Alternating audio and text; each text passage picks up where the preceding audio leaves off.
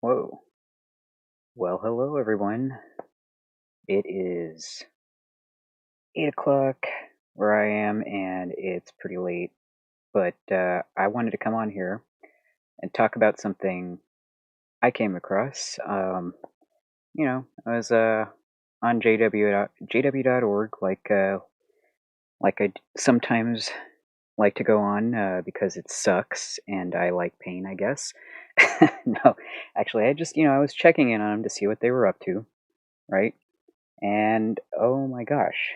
Um, well, I'm sure you can see it here on the screen, but yeah, they are going to be studying one hell of an article this weekend. And you might want to check this out. Um, it is, it's awful. It's really, really, really awful. I mean, I didn't read the entire thing because I wanted to go through it with y'all live, so you can be just as shocked and grossed out as I am. But the parts I did read were pretty freaking horrible. So, let's check it out. Let's check it out. All right. So, let me see here. I'm just gonna scoot that guy over. All right. This says, when a loved one leaves Jehovah. That's nice, isn't it? That's just lovely. It's exactly what we like. Yeah. So let's get through this. I would have played the guy's voice, but oh my, he reads really slowly. Check this out. Check this out. Watch. Oh wait, hold on. You can't hear it unless I push this button here. Here you go. Shipped from the congregation, that can be heartbreaking.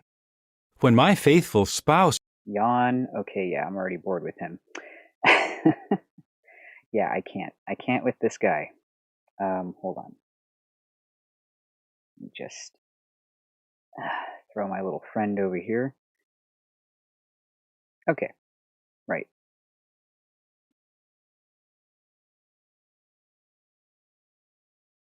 Yawn. Okay. Yeah. All right. So let's read this nonsense here. I don't want to. Um, I feel exactly the same right now as the meeting where you just hate it. Anyway, so yeah, here we go. It says, when a loved one leaves Jehovah, you can already tell this is going to be some nice propaganda here, some nice brainwashing, guilt tripping crap.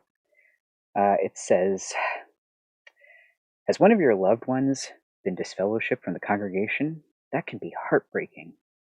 When my faithful spouse died after 41 years of marriage, says a sister named Hilda, I thought it was the worst thing I could ever experience. Now, this is hilarious. I don't think you'll be able to see it on... Oh, you can see it on stream. That's great. So, this is hilarious.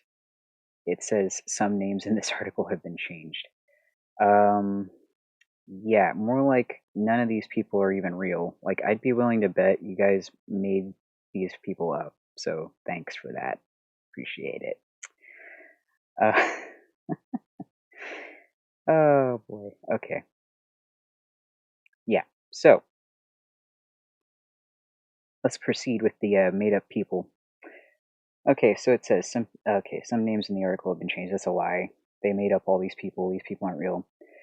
But when my son left the congregation, his wife and his children, it was far, far worse for me. What? I'm sorry. Did this person just say that their son getting disfellowshipped is worse than their spouse dying after 41 years of marriage? I mean, I guess, he must have been a really awful spouse. Maybe he was like one of those really abusive JW elder husbands or something. Also, I like how they phrase it over here like it was the person's choice when my son left the congregation. We're talking about people getting disfellowshipped, okay? It literally says, has one of your loved ones been disfellowshipped from the congregation? But then they put on that double speak, right? And they're like, uh, when he left the congregation. He didn't leave. He got his ass kicked out. Okay, let's be honest. All right, if we're gonna talk about this, we got to be honest. Look at that. They literally try to, hoodwink your ass like right off the bat. Like, ooh, has one of your loved ones been disfellowshipped? But then they say it's leaving the congregation like it was his damn choice. Anyway, let's check out this really depressing picture. They make it all dramatic, like, oh no, our daddy left us and he's going, he's gonna go and do hookers and blow or whatever. See, that's such a misrepresentation of what usually happens. I mean, a lot of people that watch any of my videos or whatever, a lot of y'all have been disfellowshipped. If you're an ex-JW, you've probably been disfellowshipped. I wasn't disfellowshipped because, as I've mentioned plenty of times, I was never even baptized. Farthest I got was unbaptized publisher, and for lots of reasons, I was like, yeah, I'm not going to give in to their pressure to get baptized back when I was 17. So I didn't. And here I am now, pissing them off.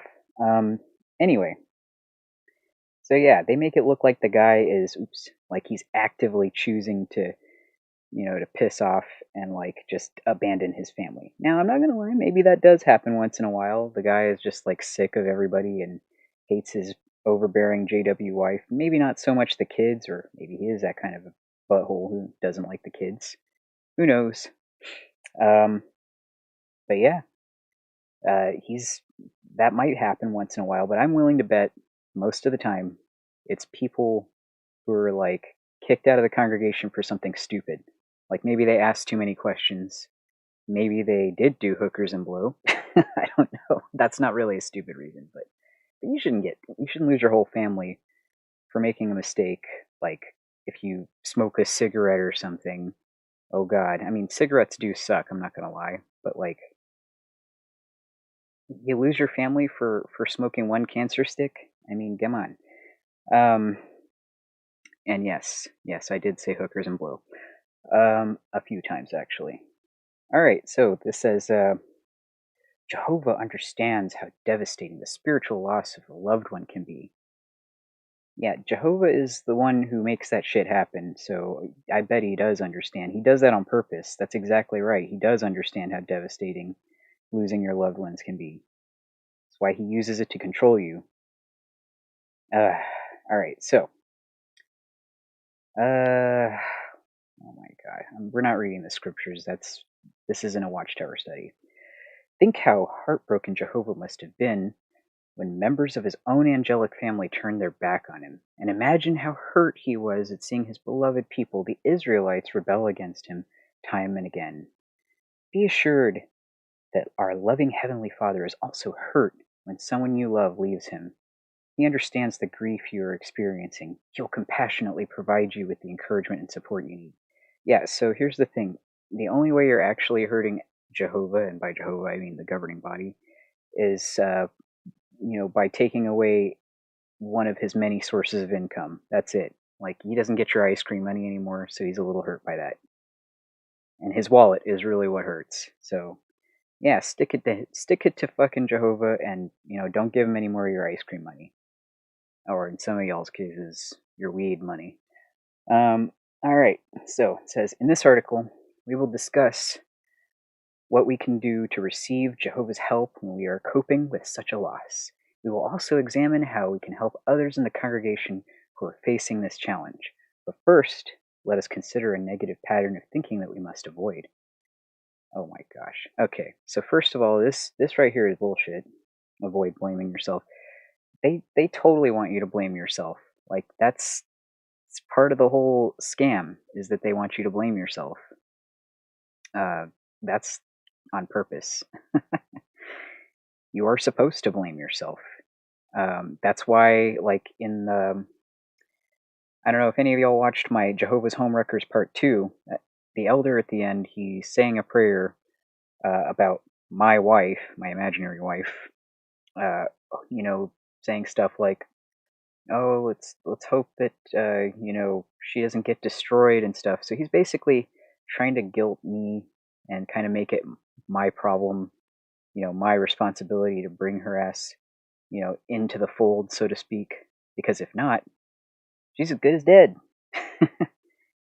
So yeah, avoid blaming yourself. That's like half of their scam is they want you to blame yourself. Even though it's bullshit anyway, probably why they got kicked out in the first place. Okay. When a precious son or daughter leaves Jehovah, it is common for the parents to wonder what more they could have done to help their young ones stay in the truth. After his son was disfellowshipped, a brother named Luke admitted, "I blamed myself. I had nightmares about it. Sometimes I would cry and my heart ached." Elizabeth, a sister who faced a similar situation, agonized, "What did I do wrong as a mother? I felt that I must have failed to inculcate the truth into my son." Yeah, I'll tell you what you did wrong. You raised your kid as a Jehovah's Witness. You raised your kid in a child sex abuse, generally abusive, brainwashing cult. That's what you did wrong. And if you're crying over here, Luke, which is obviously not even a real person, uh, you're crying for like no reason. If anything, you're crying because your ass is still stuck in the cult, and your son is not. Like your son's out there being happy, so don't cry for him. He's pleased. The only thing that sucks about being disfellowshipped is losing your family. But if your family sucks, maybe it's not that bad. I don't know. Let's see here. I mean, your son should cry, not you. If anybody, like if you were even a halfway decent dad, which you raised your kid a Jehovah's Witness, so maybe not. Um, maybe. But yeah, he should be crying, not you. We need to remember that Jehovah has given each of us the gift of free will. This means we can choose whether we will obey him or not. Some young ones whose upbringing was far from ideal choose to serve Jehovah, and they make a success of their service. Others, whose parents did their very best to bring them up in harmony with scriptural principles, turn their back on the truth once they get older. In the final analysis, we must personally decide whether we will serve Jehovah. So, grieving parents, fight the tendency to think that this tragedy must be your fault. Tragedy, my ass. Y'all should be throwing that person a party. Like, good for you. Your brain turned on for long enough for you to get the hell out of there. That is, of course, if that was their choice to leave. Like, if they really did, start asking questions or something, and they're like, yeah, screw this, I'm out. In which case, they wouldn't necessarily even be disfellowshipped. They might have disassociated, which is a whole other story. I notice they don't have an article, or they haven't mentioned it in this article yet about disassociating. Oops. Hang on here. A little ASMR for y'all. Oh god. I need some water. This is too much nonsense. And this is my angry water for an angry article. Topo Chico. Oh, that's delightful. Okay. So, the thing about this paragraph here, Jehovah has given each of us the gift of free will. Oh, did he now? So here's the thing. Jehovah's a narcissist. I don't know if any of y'all have realized that yet. Maybe you have, maybe you haven't. But Jehovah and many, many elders, and definitely the governing body, they're narcissists. And no, I'm not diagnosing anybody before anybody jumps down my throat about that. But, they display some, we'll just say, narcissistic tendencies. Okay? How's that? Good. Okay, so the thing is, the thing is about that, this is something that you may have experience with if you've ever dealt with a narcissist. Narcissists, like it says right here, don't give gifts like normal people. Okay? See, normal people, they give a gift, and it's a gift, right? You're free to do with it what you want, all that good stuff. It's kind of like how if you give somebody money, you don't get to control how they use the money, right? They just go and do whatever they're going to do with that money. If they want hookers and blow, they can get hookers and blow.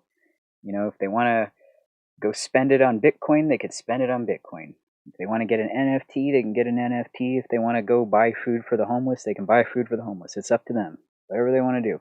You do not get to dictate what somebody does with a gift, right? Well, narcissists think differently. So, Here we go. This is interesting right here. Specifically, narcissists give gifts with an eye to maintaining a relationship with the giver and to maintaining control in that relationship. And that is super duper true. If you've ever had, like I said, any experience with a narcissist, you know that when they give you a gift, it's like many, many other things narcissists do, just another method to control you, right? Like, they'll usually give you something that they think you should have or they think you should be interested in, not something you're actually interested in, because narcissists don't really pay attention to you as a person. They don't care who you are as a person. They care about you in relation to them, basically. Everything is about them. Even you are about them. And that's how Jehovah is. And that's how the governing body is. That's how elders are.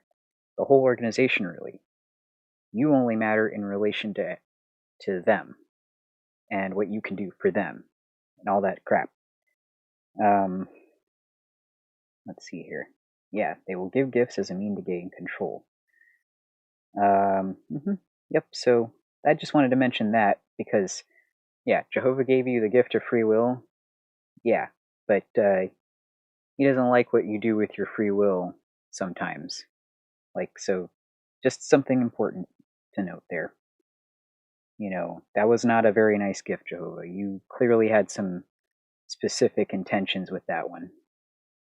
Because if you really gave us free will, right, you wouldn't be a douche about what we do with it. And it truly would be a gift in that case. Like, okay, you don't want to worship me? That's fine. Yeah, nobody's telling you you have to worship me. Okay. All right. Anyway, let's see here. Yeah. So this a friend of mine mentioned that he thinks that this part here, young ones who I hate saying young ones. That's triggering. Kids who were brought up in a shitty family, had a shitty upbringing or whatever, choose to serve Jehovah and stay in the congregation and all that, and stay in the organization. But then, like, other parents, um, yeah, but other parents who were brought up like the right way, you know, in the cult and have a quote unquote good family, they're the ones that end up leaving. Okay, and you know, my friend was saying, yeah, that tracks, right? Like, you know, the ones that were abused and treated like shit end up staying, and then the ones that you know were treated correctly or whatever had a good life in the JWs end up leaving. I don't think that's necessarily true. Um, I mean, sure, in most cases, not even in most cases, in some cases, this may be true. You know, people who had a shitty upbringing will stick around because it's all they know and all that stuff. You know, because they're very susceptible to the abuse or whatever. You know, that can be rough on a kid. That can really get inside your head. And some people, and then like the ones that are raised the right way, you know, um, might end up leaving because they get sick of that crap. You know, it's very stifling. You know, they want to go live. You know, they get bored. They want to find out what else is out there. You know, or they may not even believe, even though they feel forced to pretend that they do. But you know, it can also be the other way around. You know, you can get kids that were, uh, you know, treated like shit, like for instance me, who can never formulate any kind of attachment or real belief in you know what the cult teaches because of the abuse. Like that opens your eyes and makes you question things like, why the hell would God let this happen to me? um, you know, and they do have answers for that, but you know those answers aren't satisfying or whatever. And then you end up leaving.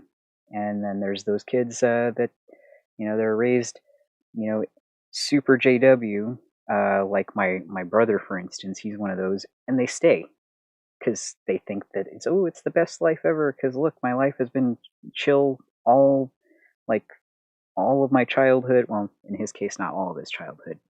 He started being a JW probably like right after my mom died when he started living with my aunt. That's when he went hard into it. Um, he was like 4 or something, 8. I don't remember. He was little. Um, so yeah, I mean, like, there are some kids, they're raised super JW, then they progress into pioneers eventually, and then they just stay like that forever. So, it takes all kinds. I don't think it's any one particular way. Um, all right, let's look at paragraph garbage 6. At times, a parent abandons the truth and even the family. This can be devastating for children who had looked up to the parent as a role model. Esther, whose father was disfellowshipped, says, "I cried often because I realized he was not just drifting away from the truth, he was making a deliberate choice to leave Jehovah altogether. I love my father, so when he was disfellowshipped, I constantly worried about his well-being. I even had panic attacks." Wow. Okay, first of all, um, like, drifting away from the truth does not necessarily mean drifting away from quote unquote God, and I'm leaving it as God instead of Jehovah because Jehovah ain't God. I'm sorry. Um, if you believe in God, Jehovah ain't it. I got to tell you that right now. That's a whole other video, though. But yeah, just because you drift away from the cult doesn't mean you're like a godless heathen or anything. Um, let's see here. I use the term godless heathen loosely. I have lots of lovely people in my life who don't believe in the sky wizard whatsoever. That's how the godless will sometimes refer to God. But yeah, I constantly worried about his well-being and even had panic attacks. That's abusive. That's so abusive. To do that to people, to condition them so much, to brainwash them so much that they're feeling tormented by the idea that their family member um, is condemned and abandoned them and abandoned their God. Like, that's a lot of shit to put somebody through. And that's all on Jehovah and his little culties, okay? Really messed up. Young ones, if you or your parents, or if one of your parents has been disfellowshipped, our heart aches for you. Please be assured that Jehovah is also keenly aware of your pain. He loves you and appreciates your loyalty, and so do we, your brothers and sisters. Ah, yes, good old guilt trip. Remember, too, that you are not responsible for your parents' decisions. Yeah, but look at all the guilt you feel if you're a kid whose parent got disfellowshipped. You just said in the previous paragraph that somebody was feeling like shit for it because they feel responsible. Like, this freaking double speak, dual-sided message that they give off is just ridiculous. It's like, it's your fault, but it's not really your fault. You should still feel bad, but you also shouldn't. Um, as mentioned earlier, Jehovah has put a choice before every human, and each dedicated and baptized individual must carry his own load of responsibility. Oh yeah, that's a load, all right. And that's actually part of why I never got baptized, is because I was aware of what a massive, um, undertaking that would be in the congregation. I knew that meant that if I did something, if I fucked up, um, that was it. I lost everybody, or I would get in trouble. Like, I wasn't even. I don't know. There was no way. I was like getting ready to go to college. I was like, yeah, that's like the time of your life, at least from what I had seen of friends that I had and in the movies and stuff. That's the time of your life to fuck up. And I was like, not a good idea to get baptized when you're in the middle of all that shit. So I figured Jehovah will still be there, right? Like, if this shit is all real and this matters in my life, it'll all still be there, and it will still be true. Like, it's not going to change, right? So, like, I'll want to come back to it if I go and I find out that's actually the truth. So yeah, let's see here. When someone you love leaves Jehovah, you understandably hold on to the hope that one day he will return to him. Oh God, it's the Return to Jehovah brochure. Ugh. What can you do in the meantime? You can look after your own spiritual health. By doing so, you will set a good example for other family members and perhaps even for the disfellowshipped one. You will also gain the needed strength to cope with your painful emotions. Let us discuss some practical steps you can take. Ugh. See, it's not your fault, it's not your responsibility, but also you have to set the example because it is your responsibility. If if you are good enough, your family will come back. Yeah. See what I'm saying here? This is what I'm talking about. Blah. One mother says, "My hope for my disfellowshipped son is summed up in the words of Isaiah, blah, blah, blah. Let him return to Jehovah, who will have mercy on him, to our God, for he will forgive in a large way. And if not, he's going to fuck you up in a large way." If you have left Jehovah, the sooner you return, the happier you will be. As you look at as you look at world events, it becomes evident that Armageddon is swiftly approaching and can come at any time. Also, life in this system is short and uncertain. Tell that to the people who have been Jehovah's Witnesses since like the fucking 60s and shit. Armageddon is swiftly approaching and can come at any time. Any time now, Armageddon. None of us can know if we will be alive tomorrow. Well, that's true whether or not you believe in Jehovah's crap. Like, I can step outside of my house and get fucking whacked by a meteor or like hit by a stray bullet from one of my redneck neighbors. And yeah, when I say redneck, I mean like, you know, us farmer ass, boonies living ass Texans. I live in the boonies in case you didn't know that.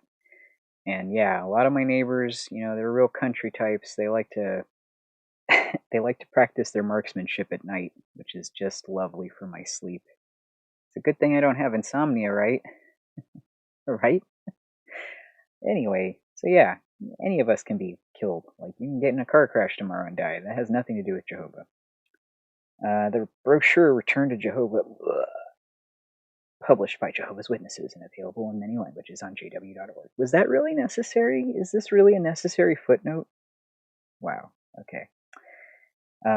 Says, "Be assured that Jehovah will be there for you as you return to him." See, this is what I'm saying. Like, if this is all true, then you can go fuck around for like a few years and then come back to Jehovah later if you feel like it. But they tell you can't do that. I've literally sat through meetings where they say from the platform not to go tasting the world's poison or whatever they like to say, and that you should stick around. It's better not to go dick around for a while and then come back. And Jehovah doesn't like it when you go dick around and then come back. But it says right here you can. You can return to Jehovah. Jehovah doesn't give a fuck. So, go to college, get an education, see if you still like Jehovah after that. That's my advice. Or just go out in the real world. You don't even have to go to college. Just experience life. Touch some grass, He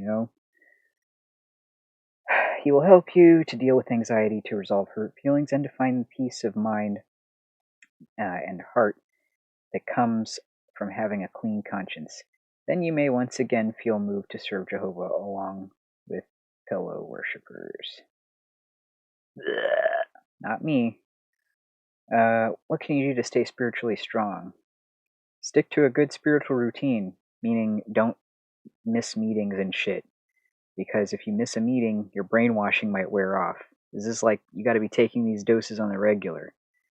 It's kind of like like your blood pressure medication, or if you take nerve pain medication, you cannot miss a dose of that shit. It's important. Or like an antibiotic. The brainwashing wears off, or isn't as effective if you keep skipping doses here and there. It's not good. And then eventually, if you skip enough doses, your body could, the virus in you could become immune to the antibiotic, or not immune, but the antibiotic will no longer be effective, and that sucks. That's actually a thing that's happening a lot. So if you find yourself in need of an antibiotic, only take it if you truly, truly need it, because you don't want you don't want these antibiotic resistant fucking illnesses. They're ridiculous. You can actually die from that shit. Okay. Let's see here. It is vital that you continue strengthening yourself and other family members, because if you don't, everybody's going to leave us and we're not going to have any more money. How can you do so? Draw strength from Jehovah by maintaining a routine of reading God's Word and meditating on it, as well as attending Christian meetings. Joanna, whose father and sister left the truth, says, I feel a calm come over me when I read about such Bible characters as Abigail, Esther, Job, Joseph, and Jesus. Their examples feed my Bible characters? Wait a minute, don't y'all believe that these people are real? I thought Jehovah's Witnesses believed that all these people are actually real. Why are they calling them Bible characters like they're in some kind of a fictional book? um, their examples feed my heart and mind with positive thoughts that soothe the pain. I have also found our original songs to be very encouraging. In your original songs? You mean the shit that you like ripped off from other people? Or like did they like tweak them enough in the new songbook to make sure that they're all original now? Yeah, those songs suck, by the way. Their songs like put you in a zombie trance on purpose to make you more receptive to their brainwashing. And they're boring. And they have horrible, horrible lyrics. Like if you actually read the lyrics of their songs, they are just really, really awful. Pour one out for Jehovah. No, I'm just kidding. If you know, you know. Pour out your concerns to Jehovah. When you experience distressing feelings, do not stop praying to him. Beg our loving God to help you view the situation from his perspective and to give you insight and instruct you in the way you should go. Beg Jehovah to brainwash the shit out of you and take your brain out of your head, because your brain sucks and you can't trust it. You can only trust Jehovah's brain. Of course, it may be very painful to tell Jehovah how you really feel, but Jehovah fully understands your pain of heart. He loves you very much and urges you to pour out your heart to him. Okay, so this is something I didn't really get growing up. Jehovah can read your thoughts and read your heart and everything, right? Like, he knows what the hell you're thinking. He knows all the hairs on your head and shit, right? Why the hell do you have to tell him anything? Why can't you just, like, he just knows your shit, right? I don't know, I just never got that. Okay, oh my gosh, there are so many paragraphs. Support the decision. Disfellowshipping is, wow, they're like, support your family member getting kicked out even though it sucks. Disfellowshipping is part of Jehovah's arrangement. His loving correction is in the best interests of everyone, including the wrongdoer. Any negative comments, and this is important here, any negative comments about the way that a disciplinary matter was handled by the elders have likely been initiated by someone who did not mention the details that would put the wrongdoer in a bad light. So basically, if you're saying something bad about the way that it was handled by the elders, it's because you're not shit talking the person who is disfellowshipped enough. Like, you're not mentioning all the things that would make the person who got kicked out look bad. What the fuck is that? That's so messed up. I'm sorry, but that's like super messed up. Yeah. We simply do not have all the facts. That's because judicial committees are secret until, of course, the elder's wife starts gossiping all over the congregation about what happened. Then it's not so secret anymore. You know, if you don't have all the facts, just go ask the elders' wives. They'll have all the facts. It is wise, then, to trust that the elders who took judicial action made every effort to follow scriptural principles and to judge for Jehovah, because apparently they think that they can be in the place of God and, act on God's behalf. Some of these people don't even read the Bible. Like the elder that I was talking to in Jehovah's Home Wreckers, that dude does not read the Bible. And you can tell by what I put in Jehovah's Home Wreckers Part 2. Like, go watch that if you get bored. You'll see what I'm talking about. These elders are hardly qualified to act on the behalf of their God, right? Ridiculous. Made every effort to follow scriptural principles. I think not. I mean, some of these people literally just act out against people in the congregation because they don't like them, or because they have some kind of conflict with them. Like just literally, they rub each other the wrong way. Oh, yeah, I can't wait to get you in a judicial committee, you asshole. I'm gonna disfellowship your ass. They can be really vindictive. Like, it's true. Let me know in the comments if you've been vindictively disfellowshipped on like weak or like non-existent grounds. Like they just straight up lied and made shit up and disfellowshipped your ass. Because it happens a lot. I wouldn't be surprised if it happened to the majority of the people who end up seeing this stream here. Alright, moving right along.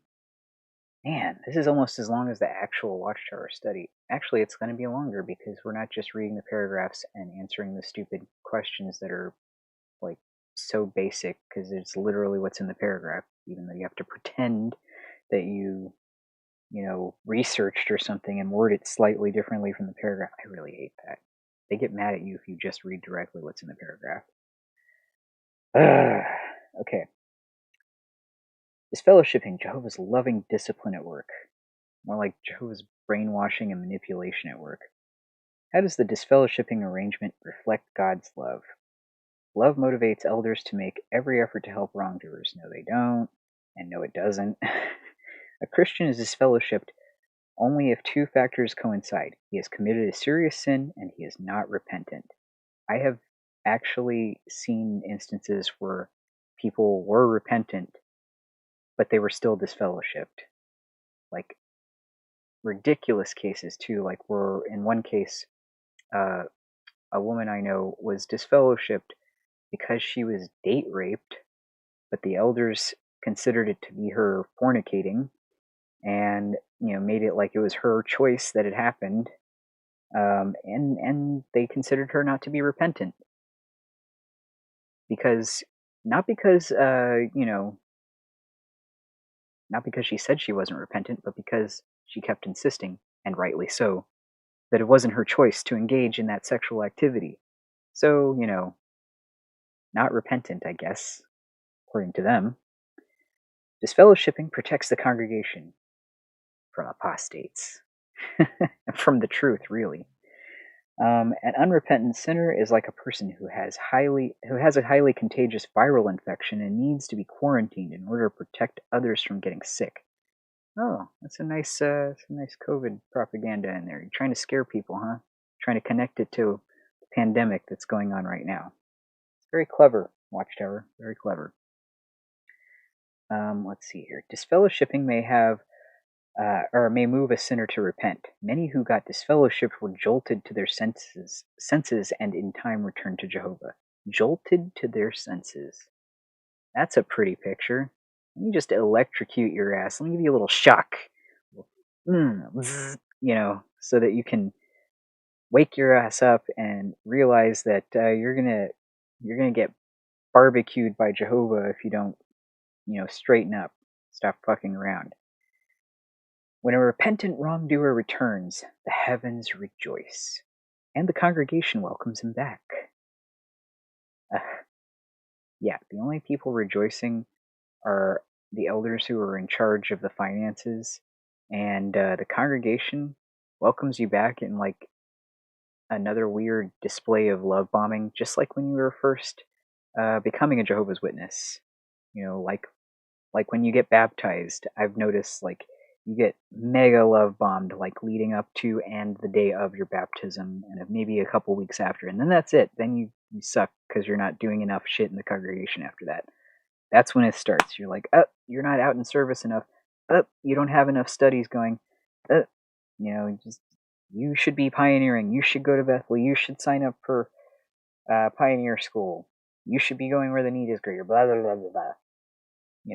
It's never ending with these people. It is never enough to simply exist and be a halfway decent human being. It just really is not. By supporting the elder's decision to disfellowship your loved one, you may actually help him return to Jehovah, or put both of you through some hell, whichever. Severing family association with our adult son was extremely difficult, admits Elizabeth, quoted earlier. But after he returned to Jehovah, he admitted that he deserved to be disfellowshipped. In time, he expressed appreciation for the lessons he learned. I came to value Jehovah's discipline, she says. That is so fucked up. This whole article is just, ugh. Yeah, so he admitted he deserved it. Wow. Daddy Jehovah strikes again. Yeah, I deserve to be disfellowshipped. You did not deserve to be disfellowshipped. I'm sorry, like, unless you were some kind of a child abuser, then yeah, you deserve to be disfellowshipped, and you also deserve to go to prison. But, we already know how they deal with that. You ain't going to prison. You'll probably be allowed back in the congregation, actually, very quickly. I hate that so much. Her husband Mark adds, much later our son told me that he wanted to come back in part because we did exactly what we had to do. I'm so glad Jehovah helped us to be obedient. Okay, yeah, so basically what Mark over here is saying, pretend Mark because he's obviously not a real person, he's saying that his son wanted to come back because they were shunning his ass. Like, because he couldn't talk to them. That is so messed up. Not because he felt bad, not because he thought he was a bad guy or because he truly, you know, felt repentant. It's because he got shunned. It literally says that right here. Oh my gosh, 13. Oh, we're almost there. Confide in understanding friends. Associate with mature Christians who can help you maintain a positive attitude. Joanna mentioned earlier says, in my heart, I felt alone. But talking to trustworthy friends helped me to cope. What though, if it seems that some in the congregation say things to you that make you feel worse?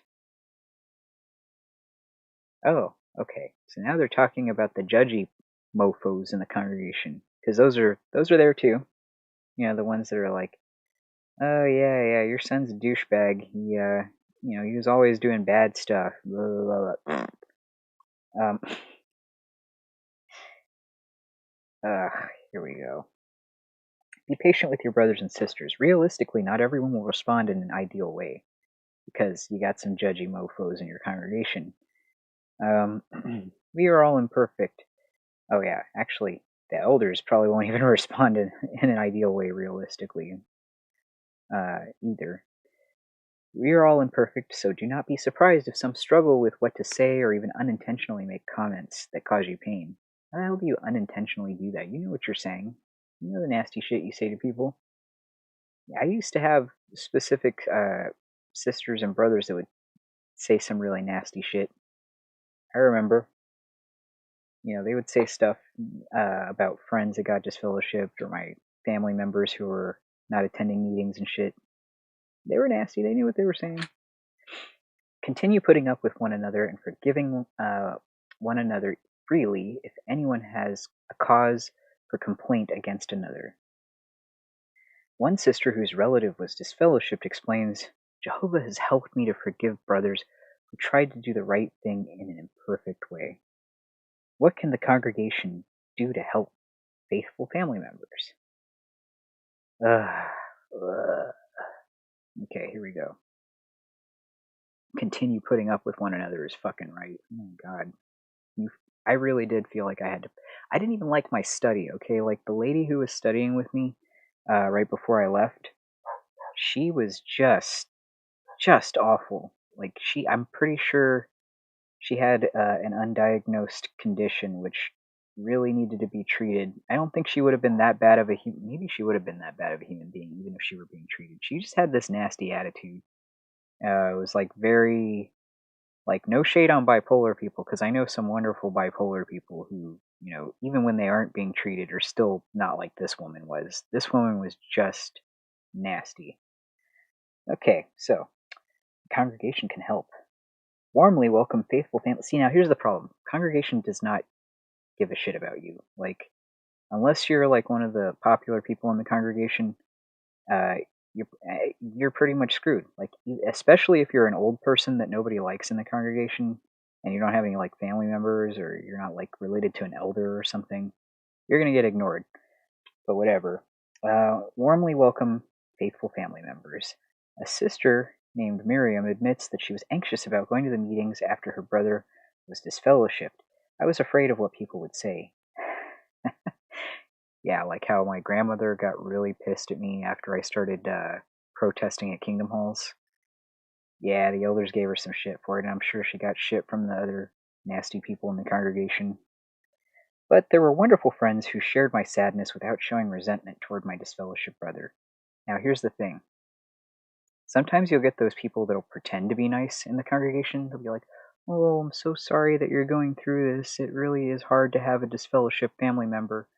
That they're really being backhanded, though. They're not actually being genuine. They're just like kind of taking a dig at you, like like you're deficient in some way because you have a family member who got disfellowshipped. I mean, it really does put some, like, it drags your name through the mud a little bit in the congregation. You're pretty much considered dirty too, by association. Thanks to them, I did not feel alone in my grief, another sister recalls. After our son was disfellowshipped, dear friends came to comfort us. Some admitted they did not know what to say. They shed a tear with me or wrote me a note. What they did helped me tremendously. Blech. Okay. Continue to support faithful family members. They need your love and encouragement now more than ever. At times, family members of disfellowshipped ones have felt that they too have been excluded from association with the congregation. It's because that totally happens. We just we just talked about this. Actually, yeah, my grandmother would like get excluded from get-togethers and shit, gatherings because oh yeah, she's the one with the grandchild who's an apostate. We don't want to associate with that. Um, Young people whose parents have left the truth, especially, need commendation and encouragement. Um, yeah, I remember when I was 17 and I was the only one in my whole family attending meetings. Like they love bombed the shit out of me. They kissed my ass so much and told me how great it was and how strong I was for going. And even though I was the only one in my whole household, and for having a study with my brother because I was his study conductor, even though I wasn't baptized yet, I had a study. Like they thought, oh, it's so commendable. You're very commendable. You know the typical JW NPC phrase. That's very commendable. Yeah, I got all of that. Maria, whose husband was disfellowshipped and left the family, says, some of my friends came to my house and cooked food and helped us with the family study. They felt my pain and cried with me. They defended me when false rumors circulated. They really lifted my spirits. Oh yeah, that's what I want to see at my door. Jehovah's Witnesses. I don't think even Jehovah's Witnesses want to see Jehovah's Witnesses at their door. You know what I mean? I know I sure didn't. Like, they're the most. Like, when I say stuff about Jehovah's Witnesses, rank and file people in the congregation, I'm talking about the new personality Jehovah's Witnesses, not the actual human beings underneath that. So I hope you understand when I say, my God, they're so boring. They are no fun to be around. Like, maybe it was just my congregation, but I had the most boring people in my congregation. Like, ugh. I really would have rather watched paint dry than hung out with these people. Okay. Oh, look, they got to include that, token black guy because there's usually only, like, I'm sorry, I'm not going to get into the race stuff, but just so you know, Jehovah's Witnesses, the organization, is racist and sexist, but you know that. Elders, use opportunities to strengthen faithful family members. You have a special responsibility to console fellow worshippers whose loved ones have left Jehovah. Take the initiative to encourage them before and after Christian meetings. Visit them and pray for them. Work with them in the ministry, or at times invite them to join you for family worship. Spiritual shepherds need to show Jehovah's grieving sheep the compassion, love, and attention they need. This sounds okay. So this part here sounds like I'm reading from one of those MLMs, multi-level marketing schemes, aka pyramid schemes.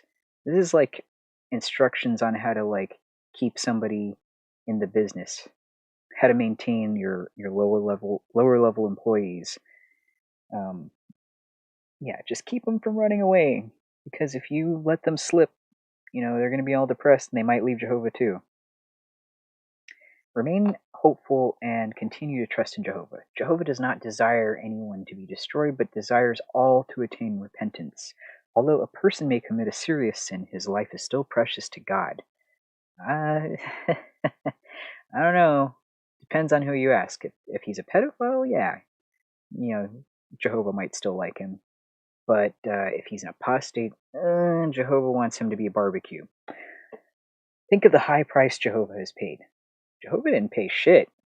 According to the Bible I read, it was Jesus who paid quite a bit. But okay, yeah, sure, Jehovah paid. All right. The ransom sacrifice of his own beloved Son for the lives of sinners. Again, I feel like it was more of Jesus that paid for that than Jehovah, but sure, Jehovah was probably a little sad, I guess. Just like he's sad when we get disfellowshipped. Okay. Jehovah compassionately reaches out to help such ones, God, I hate their language, return to him. He hopes they will choose to do so, as we can see from Jesus' illustration of the lost son. Many who left the truth returned later to their loving Heavenly Father, and the congregation welcomed them with open arms, aka love bombing. Elizabeth quoted earlier the experience of the joy of seeing her son reinstated. Thinking back, she says, I really appreciated those who encouraged us not to give up hope. So this is funny because, like, if you know anything about what happened the last time I saw my grandmother, they didn't show the whole part in the documentary I was in, um, but I have it up on my channel. They told my grandmother, the elders told my grandmother that I could still come back, which I thought was interesting. And I think that might be because I wasn't baptized, so that might be my loophole. Even though I've been apostating the shit out of everybody, like I've been out there shitting all over Jehovah publicly in every possible way. But yeah, they were telling her to be nice to me because she had been super mean to me the time before, and that I could come back, like that I might even detransition and go back to being a chick, and that I could always come back to Jehovah, and it's not too late. Like, that's really messed up to do to my grandma. Like, she's not the nicest person, but that's still really messed up to do to her. Make her think that there's a chance that I could come back, and that I also change my entire existence just so I can be, back with Jehovah again. So cool. Um, let's see here. Ugh. Oh my god, thank goodness it's the last paragraph. It's the last paragraph, y'all. Woo! Okay. We can always trust in Jehovah. I disagree. He never gives us direction that will cause us harm. Oh my gosh. I could disagree on that for another 20 minutes, at least. He is generous and compassionate.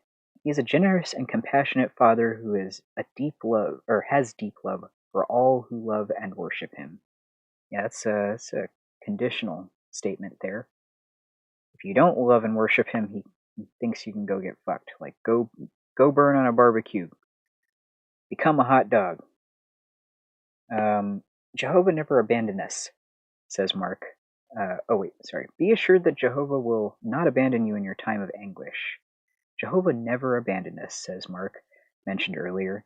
He is never far from us when we go through difficulties. Jehovah will continue to give you the power beyond what is normal. Yes, you can remain faithful and hopeful even when a loved one leaves Jehovah. Ugh. Like how they put the word can in bold letters there. You can remain faithful. You can. It's possible. More like, you should. That's what they really want to say. You should. You better fucking remain faithful. Or else Jehovah will toss you on the grill like a hot dog. Come Armageddon. I remember my grandma used to quote that beyond what is normal shit to me all the time. However, we have this treasure in earthen vessels so that the power beyond what is normal may be God's and not from us. Interesting. Oh yeah, so there's this scripture that my friend brought up earlier, back from referring to paragraph, I think it was paragraph 5.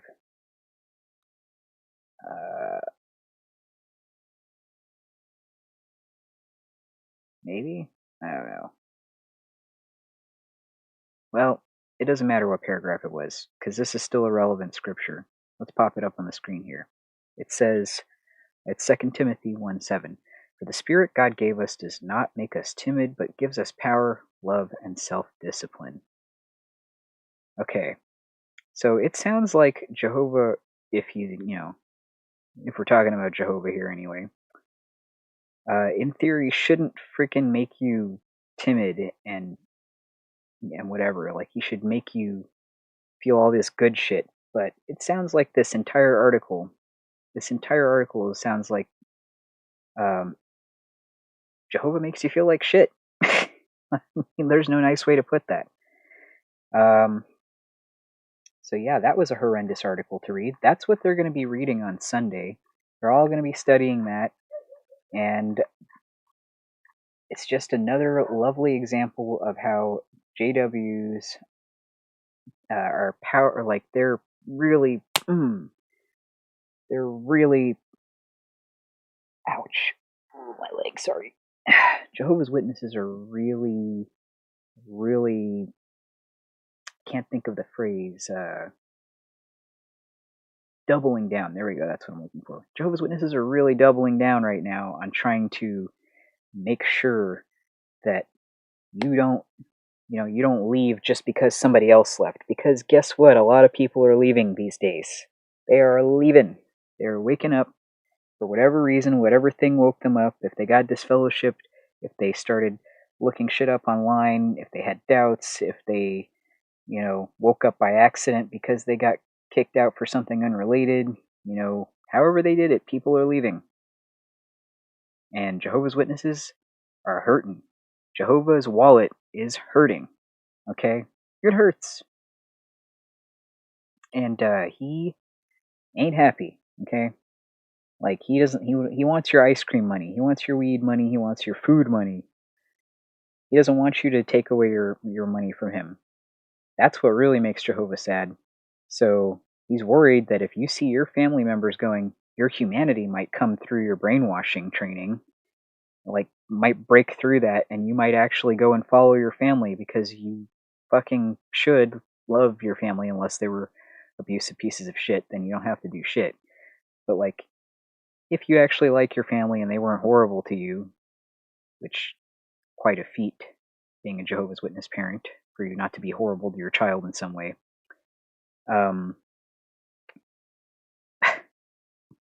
Then you might, you might actually want to follow your family. You might actually want to leave, and your feelings as a human being towards your own family might be strong enough to just make you like, yeah, well, I'm going to take my chances pissing Jehovah off, and Jehovah will understand. I want to go be with my family. I've seen a lot of cases recently, actually, of Jehovah's Witness parents talking to their disfellowshipped family members uh, and children and everything. Like they'll still talk to them, deathbed or not. Like even in normal circumstances, they'll still talk to them because they love them. Because they're still human underneath it all somewhere. Some of them are anyway. There's some monsters out there, but yeah, the humanity breaks through. The love breaks through the brainwashing, for just long enough to reach out to a family member. I just, I hope it continues to happen. I hope it happens a lot. Um,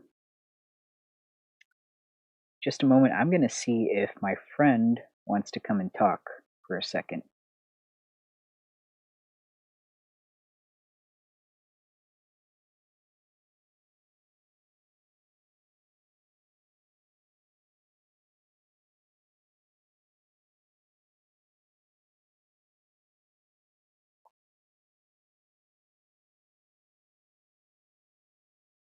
Okay. Man, Jehovah's Witnesses, man. What kind of a messed up, brainwashing, manipulative article is this, right? This is so screwed up. How can you do this to people? How can you? I mean, I know how they can. They're Jehovah's Witnesses. The organization cares more about money and access to children to abuse than they do about, human beings in the family unit. They act like they care about the family unit, but they really, really don't. You know, you are supposed to, when you become a Jehovah's Witness, you're supposed to leave your humanity at the door. Okay, that's what you're asked to do. When you leave your humanity at the door, then you are a full-fledged Jehovah's Witness. Your brain is emptied. You're zombified by those stupid kingdom melodies, and you are ready to accept any and all bullshit that they want to fill your head with. It's horrible. It makes me sad. It makes me sick. And it's all about money and child abuse. And I mean, it really is a pedo paradise. I'm sorry to tell people, but like, it's not all about money. There's some like more horrible,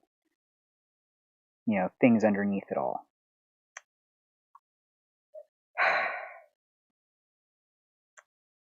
Let me see here. I'm gonna see if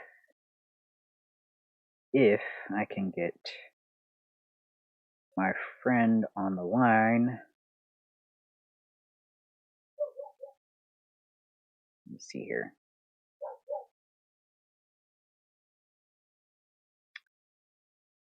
Come on.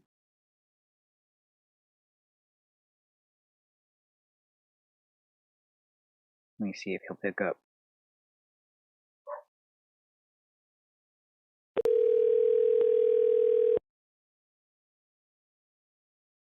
Let's see.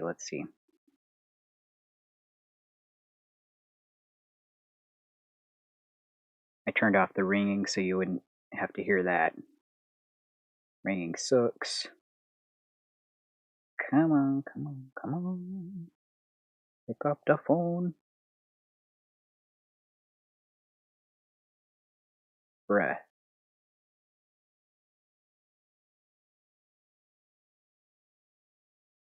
The person you're trying to reach sucks.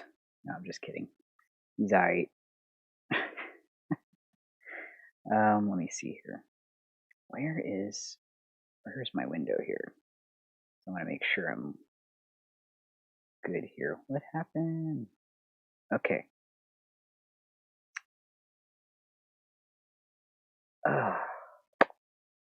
Just a moment.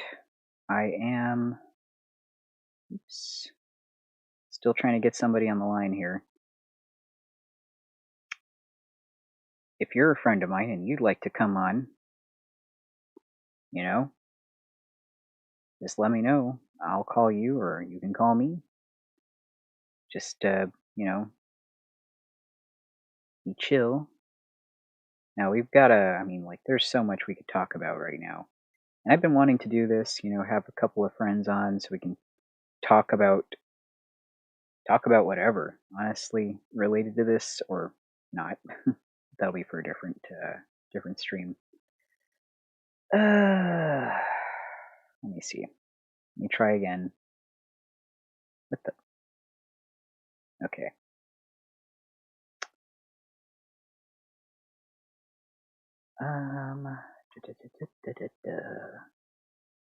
Come on, son.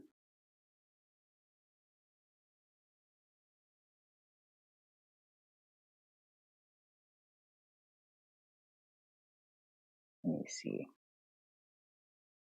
Oh, you know what?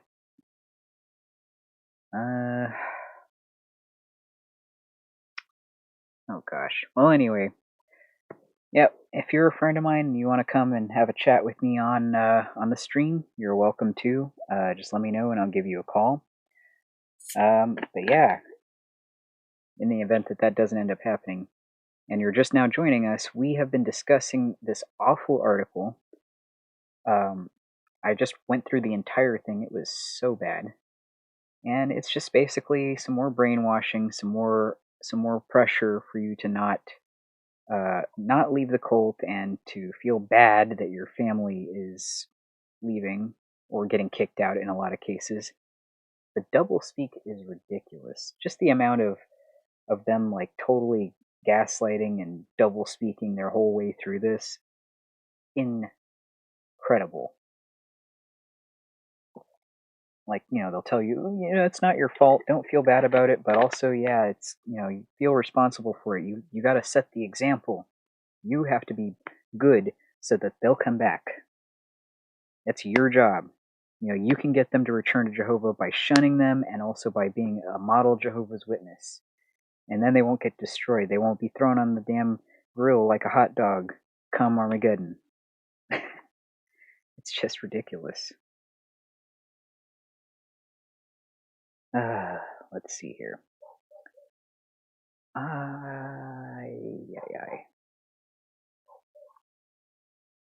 Yeah. Well, I don't know what happened to my friend. I know he was there just a moment ago, but I guess maybe he is. I don't know what he's doing. I guess I can try again one last time here. In the meantime, I hope everybody's been doing well. I've been doing all right. I'm alive. I haven't died yet. Not of boredom, not of COVID. But yeah, I'm here. And like I said, if you're a friend of mine and you want to get on here and talk, hit me up. I will be more than happy to have you on.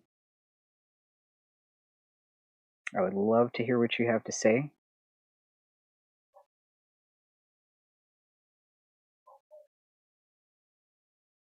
Oh my gosh. Okay. Yeah. Well, my buddy must have knocked back out or something, I guess. So that's not fun, but that's fine because I already covered way too much crap. Let me see here.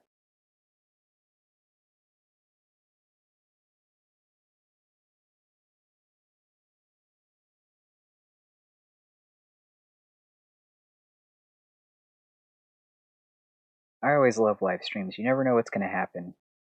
And it's also nice because I don't have to edit anything. Editing is like one of the most tedious things that you can do. Hold on, let me see something here. Actually,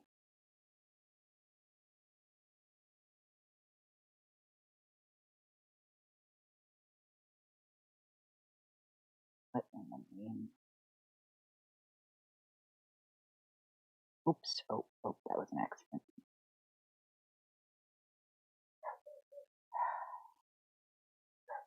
Where are you?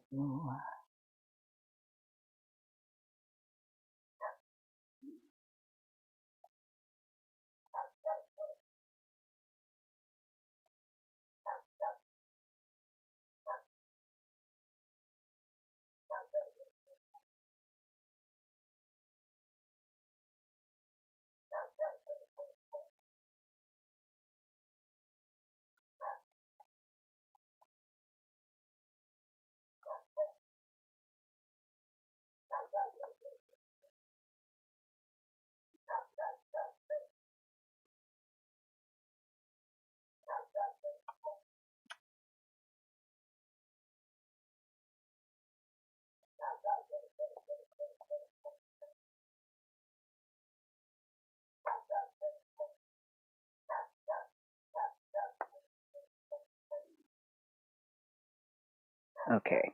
Whew. This has been like reading an entire Watchtower article. I forgot how long it takes and how exhausting it is mentally. Like, ugh. Also, I thought it was really kind of sad how they used to assign some dude to read the Watchtower out loud. Like they do in class or whatever. Um, how they read. How they have like, oh, you read part 1, you read part 2, or you read paragraph 1, you read paragraph 2. They assign it to different students in the class. That's kind of what it felt like.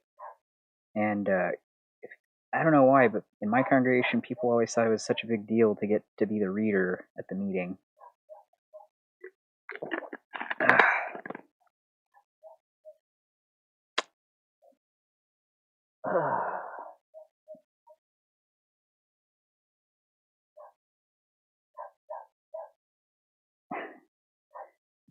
Oh, sorry. I am texting another friend to see if they want to come on. Ow. They're also an Ex-JW, and are like me. They never got baptized. I don't believe. Yeah, I don't think they did. Which was wise. They should not get baptized. Nobody should get baptized as a Jehovah's Witness. Nobody. If you are, if you care about your happiness, if you care about your family, don't get baptized. It's like the opposite message of this article here. All right. Oh, shoot.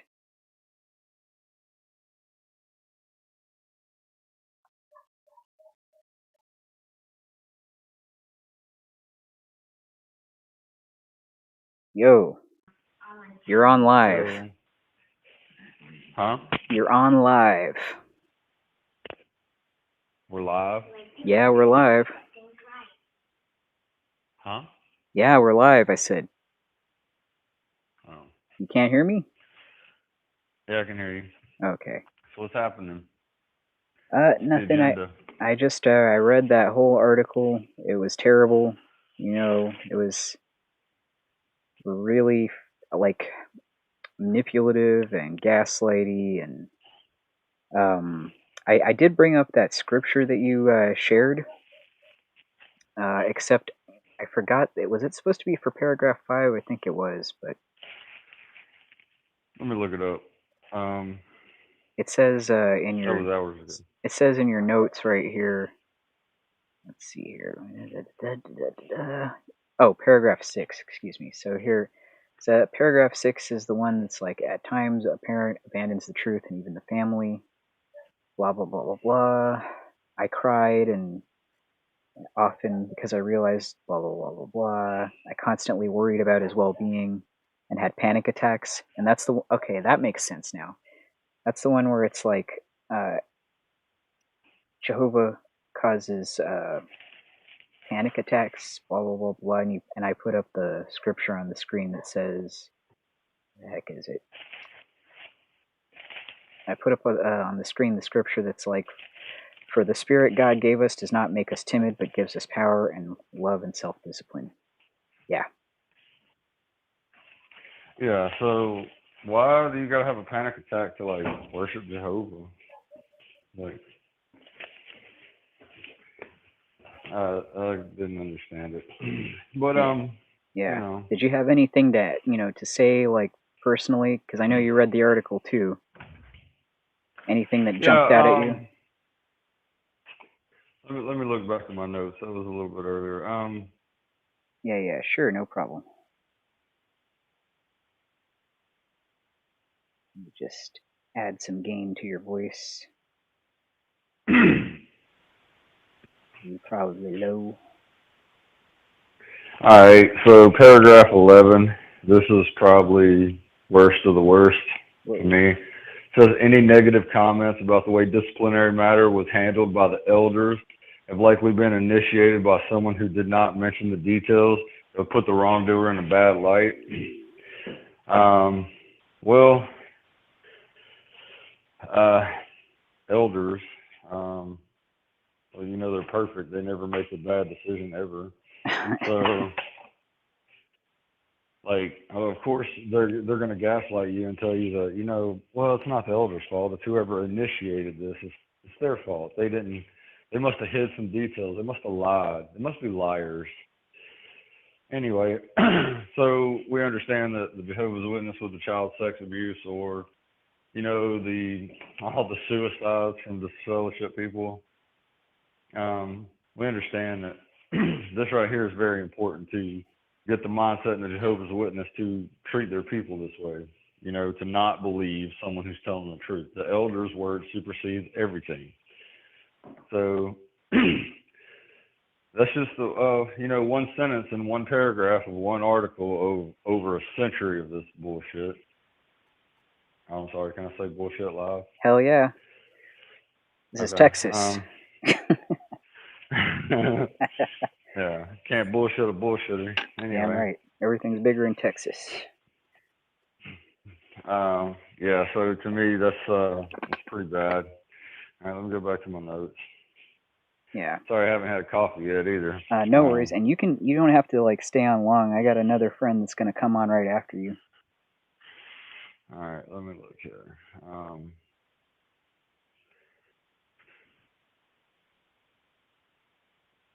Oh, I thought this was funny too. Glad you can find some humor in this I shit. don't know if I clicked on something else or if this was part of the oh no, it is part of the article. About disfellowshipping is a loving discipline at work. It said disfellowshipping protects the congregation.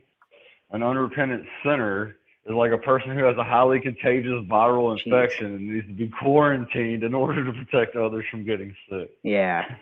Yeah, I was like, they compared it to COVID or what? Is this the pandemic? Yeah. The aposta pandemic? The apostemic? Oh, my goodness. Maybe they got a fucking injection you can take to fucking get over all that sinning. Yeah. Maybe they're going to inject bleach. Oh, great. That sounds just so... Bleach, man? Man. That would be the thing they tell you to inject. Actually, that's that whole don't question Jehovah. Would you follow instructions from the organization without questioning it? Yeah. Oh my goodness. Like. Yeah, well, anyway, I hope I didn't wake you up. I know you got some crazy hours these days. I did call like twice or something. Good. That's all good. Yeah, those are my thoughts on the issue.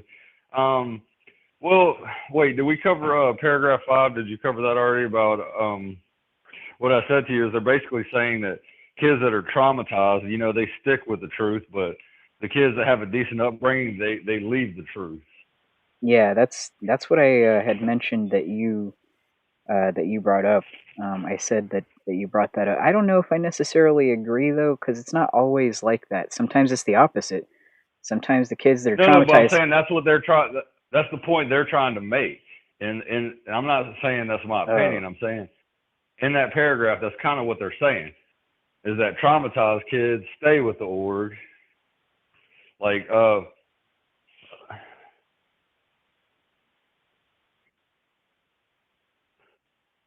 okay, yeah, no, I got what you're saying. You care to elaborate on that? Or you good? Hold on, I need to find the paragraph, or let me pull up the article real quick.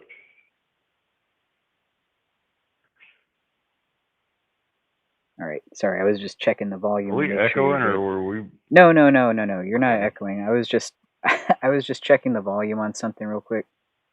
Make sure that it's all good, and you sound nice and clear. Yeah, I had put a lot of gain on your part of the audio because I wanted to make sure you would be audible. All right.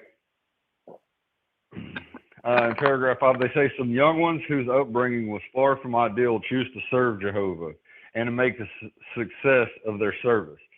Others whose parents did the very best to bring them up in harmony with scriptural principles turn their back on the truth once they get older. So basically, this is what I'm trying to say is like when they say far from ideal, how they were brought up, like, yeah, you were traumatized. You were abused. Abused in some ways. So you stick with the truth. But if you had an ideal upbringing, like maybe your parents kind of snuck you a Christmas gift or birthday gift or something. Oh, well, see, the way I interpreted that, the way I interpreted the ideal upbringing, so to speak, was that they're talking about you had a good JW family and you didn't get your butt beat on, you didn't everything was pretty quote as normal as it can be for a Jehovah's Witness without basically the minimal amount of trauma. You're still traumatized, but you don't realize it. It's not overt. But to me, I think there's a worldly aspect to it too. Like, let's say, in some families, like one side of the family is Jehovah's Witness, but the other side's not. So Right.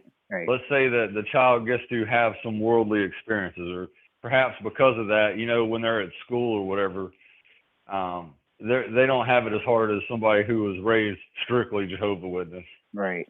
And so they get to kind of see the worldly aspect of things. And so they maybe don't take Watchtower so seriously. Like they're more likely to leave the truth, they're Jeez. more likely to see through it, but Yeah. anyway, I find that to be a very interesting little paragraph there. Yeah. That was some telling stuff right there. They're just telling on themselves through this whole article, though, aren't they? Yeah, exactly. And the very first sentence of that paragraph, it says, we need to remember that Jehovah has given each of us the gift of free will. Oh yeah, I Well, brought free that up. will is such a gift. Well, yeah. Oh yeah, no, I brought that up. It's a gift you better not accept at certain times. Yeah, exactly. Yeah, no, I had gone Yeah, and so, brought up narcissist gift giving as a side note to that. yeah, okay. Because, like, you know how narcissists give gifts? I explained that, like, that they do it as a Right. method of controlling people, Yeah. and it's never about what you want, it's more about what they want, Thanks, Jehovah, for allowing me to do what I want and then beating me for doing that. I Yeah, appreciate it. yeah, exactly. Well, all right, man. Well, All thanks right. for your thoughts. I appreciate it. I'll hit you back later. No problem. Appreciate All right, you. later on. Later. No problem. All right, so next we're going to have my friend Nell, if I can call them. See how this goes.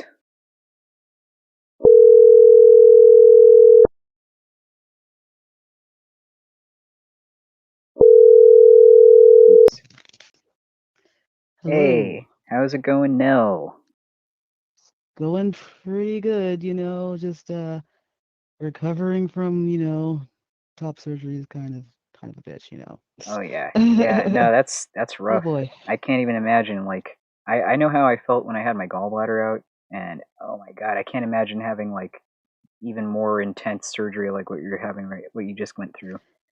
Yeah. Just as a side note, before we get into the JW stuff, how did did it feel like what I told you was gonna feel like going to sleep? Like just you're gone.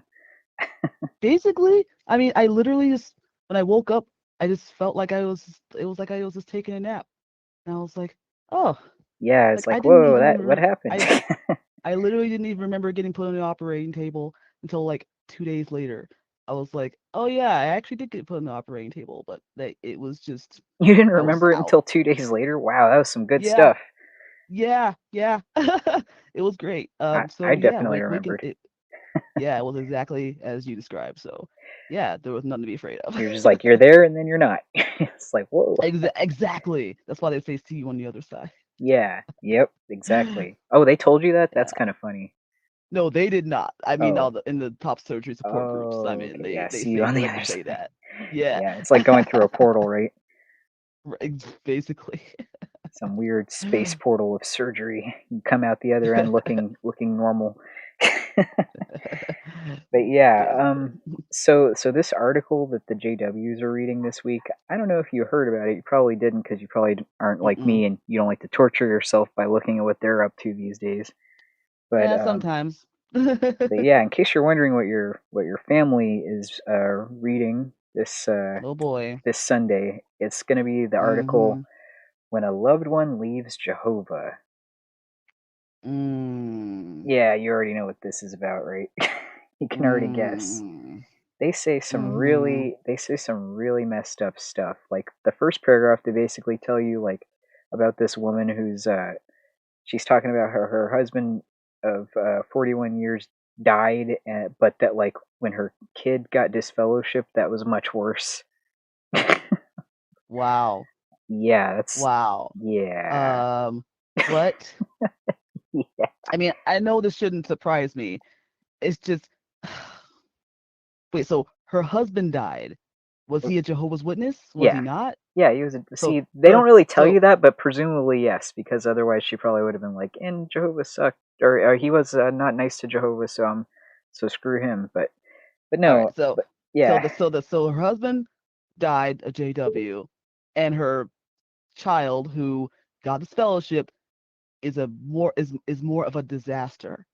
Yeah, and the child Wow. is the child that was a JW left his wife and his children apparently, and they got this really sad looking picture of a dude with his little rolly luggage case, and he's walking out the door into the darkness, and the mom and the children are like sad and hugging each other. Wow. Like Tell me that's the why I've only seen this. reason. I What? feel like I've already seen this image in JW's shit already. Oh Like yeah, literally. oh yeah. This They already always this have. sounds very familiar. Yeah, they always have something like that. I think one like a few years ago they had one that was like a woman uh, leaving her parents' house in kind of the same way, and the parents were all Hmm. sad because she got disfellowshipped. Yeah. Yeah, so Yeah. and the funny thing is that they're trying to make this like that's the only way that's the only situation that this happens, where like it's the the dude leaves his family and stuff. Like he's like, screw you, I'm gonna go live my life and whatever. It's like that's not really the only way that happens. Like usually they get No. kicked out, and also like the I mean, like, what if he left the wife because she's abusive or something? We don't know. Right. Right. And also it's like they always it's like there's never any nuance here. It's always just I remember when I was going to Kingdom Hall when I was younger and there was these cool alternative people like they walked in and they were all wearing black and they had all these piercings and like one day like their piercings started going away more and more and I was like, "Oh my gosh, like they're not cool anymore or whatever." I don't know. They were just basically like conforming, you know? And like one day one of the people I was talking to was really like who I was really into, and she stopped showing up. And the only thing her sister could tell me, because her sister was still coming to the hall, and her only thing her sister could tell me was, "Oh, she just lost it, and she's not mentally well. She's not doing Oh great. yeah, Like they make you obviously she's crazy, not a right? good. She's not. Yep." They always pull that card every They said time, that about and me. My grandma said that about me. it can never be anything reasonable. It can never be anything like subtle. It can never be anything nuanced. It just always has to They be, smoked a cigarette, oh, or they want to go to college, or they started they asking too lost many their questions. mind. They started They asking lost too their many mind. questions. Like That's it's another like one. it's like the moment someone wants to leave, the moment someone just wants to do something just for themselves, like it can You're never be evil. something that's basically like Yeah, leaving Jehovah equals leaving like your mental everything. Like you're just not right anymore. Mm-mm. my friend commented in the comments. He says he was packing all that emotional baggage, saying, "All right, I'm gonna head out." I'm out. Yeah. Like the SpongeBob meme. All right, I'm gonna head out. He's just sitting on the chair and about to stand up and just bounce. Cause yeah, Yeah, I gotta be yeah. hitting that Mhm. dusty trail. See you later. Mhm. That old dusty, because that JW trail's dustier. Oh yeah, the wide and spacious trail that Jehovah tells you not to take. Because that's the bad Oh one. yeah. You gotta take that tiny little. Oh, who wants to walk that? Give me the open pastures, man. Oh my gosh. Ah, Lord, give Yeah, me. yeah. So like that's just the first paragraph too. Like the rest of these, Man. there's 19 of these, and like these, they just are ridiculous. Like the second paragraph is trying to guilt trip you about how sad you're making Jehovah. Think how heartbroken Jehovah Oh, must have been. Blah blah blah blah blah. Like you're only oh hurting my Jehovah's God. wallet, right? Like Jehovah doesn't give a crap. You're gonna Well, be you're gonna be a barbecued hot dog when Armageddon comes. He doesn't care. oh my God. No. Like it's it's just the come on. Like he's just like I know God's a jealous God, but come on. Like this is obviously a very temperamental, very come on. Right? It just it's really funny. It's just like it's funny, but yet it's also obviously it's just fucked. But like, Yeah. come on, like Yeah. Yeah, they say some things on this freaking thing here. Like, so much for being an awesome God. But whatever. yeah, our God is an awful God. But Yeah, yeah. Yeah, so oh my God. Well, see, man, I don't feel more like like a crybaby. well, see, that's how they make him sound in paragraph 2. They're like, man, you hurt Jehovah's feelings over here. That's not nice. Like, dang, Well, Jehovah I created the can't. Well, I universe can't. and shit, and he can't handle that. Sounds like he needs to work on his emotional regulation. Somebody needs to call It's like Jehovah the Wambulance. sounds like Jehovah needs to go to therapy. Work Oh, that out. actually, Jehovah could benefit from some therapy. Jehovah is a narcissist and a malignant narcissist at that. Not trying to diagnose or anything, but he had definitely got some narcissistic tendencies, which I we talked mean, about too. he kind of makes everything about him all the time. Exactly, exactly. That's like Even if okay. and he's like he all he's doing is concern trolling. Like, come on. Like he really he acts like he cares, but then like at the end of the day, it all turns right back on him and his feelings. Like that's it. My friend Yep. says Jehovah needs a box of tissues for all his issues. Oh my god. That's He, messed up. I mean, I mean, yeah, right? yeah. Jehovah can't handle it. He can well, if you can't take the heat, get out of the kitchen, Jehovah. Yeah. Oh Yeah. I mean, gosh, obviously he's just he kind of just like flushed everybody down the fucking toilet right? once. Like And that shows how much he cares, right? yeah, and so they, then there's this crap in paragraph 4, like, this dude's talking about his son getting disfellowshipped. He said, I blamed myself. I had nightmares about it. Sometimes I would cry and my heart ached. What did I do wrong as a, oh wait, this is a, The okay, oh wrong yeah, thing. no, and then the mother says, or, oh, a woman with a similar situation, sorry, says, what did I do wrong as a mother? I felt that I must have failed to inculcate the truth in my son. See, they tell you, like, not to blame yourself, but, like, low key, they're telling you to blame yourself too, because they tell you that Yeah. later on, like, you need to be an upstanding, good JW, and that maybe then they'll come back, you know? They're making it your Yeah. problem, but they tell you also not to feel guilty over it. What is that? Yeah. Cause I mean, cause obviously like you're because when you're the parent of the kid who suddenly decided they weren't in it anymore or that it was just too much for them or they just want to live their fucking life, you know? And it's like these are people who are making their own individual decisions, their own choices in life, and why what a blaming a parent isn't always going to be the like it's not always a parent's fault when a kid does something that may not be what's expected. Like it's like when there's people who commit like crimes that you would never like expect, like because their parents were upstanding and they raised them right and they did all this stuff and Right. then Was it suddenly they're like Jeffrey a mass Dahmer's murderer. parents' fault that he turned out to be a, people eater? No, but I mean, Yeah. kids can get into their own shit. Like they can find their own things that they like that like they find their own things that bring them interest. It's not always about it's not always a parent's fault. And in this case, it's not this parent's. I mean, it's their fault for raising them in a very very strict, very closed religion. I mean, cult. Like so I mean it can that makes that's why like most teenagers that are raised here in this are like out by 18 or Yeah. in and out like like I it's just really stressful. You can't freaking date, you can't In like unless you want yeah. to get married, but I don't know, there's so many things and it's In just um there's in nothing your really case, appealing. you weren't really in or out. You were just kind of like adjacent to it for a while, right? And then you were just like, yeah, I mean it might be real and stuff, but I don't feel comfortable being baptized. Well, honestly, I was like I had a lot of anxiety. I have anxiety disorder, and also like I don't know. I feel like when I was growing up, I was pretty serious about it.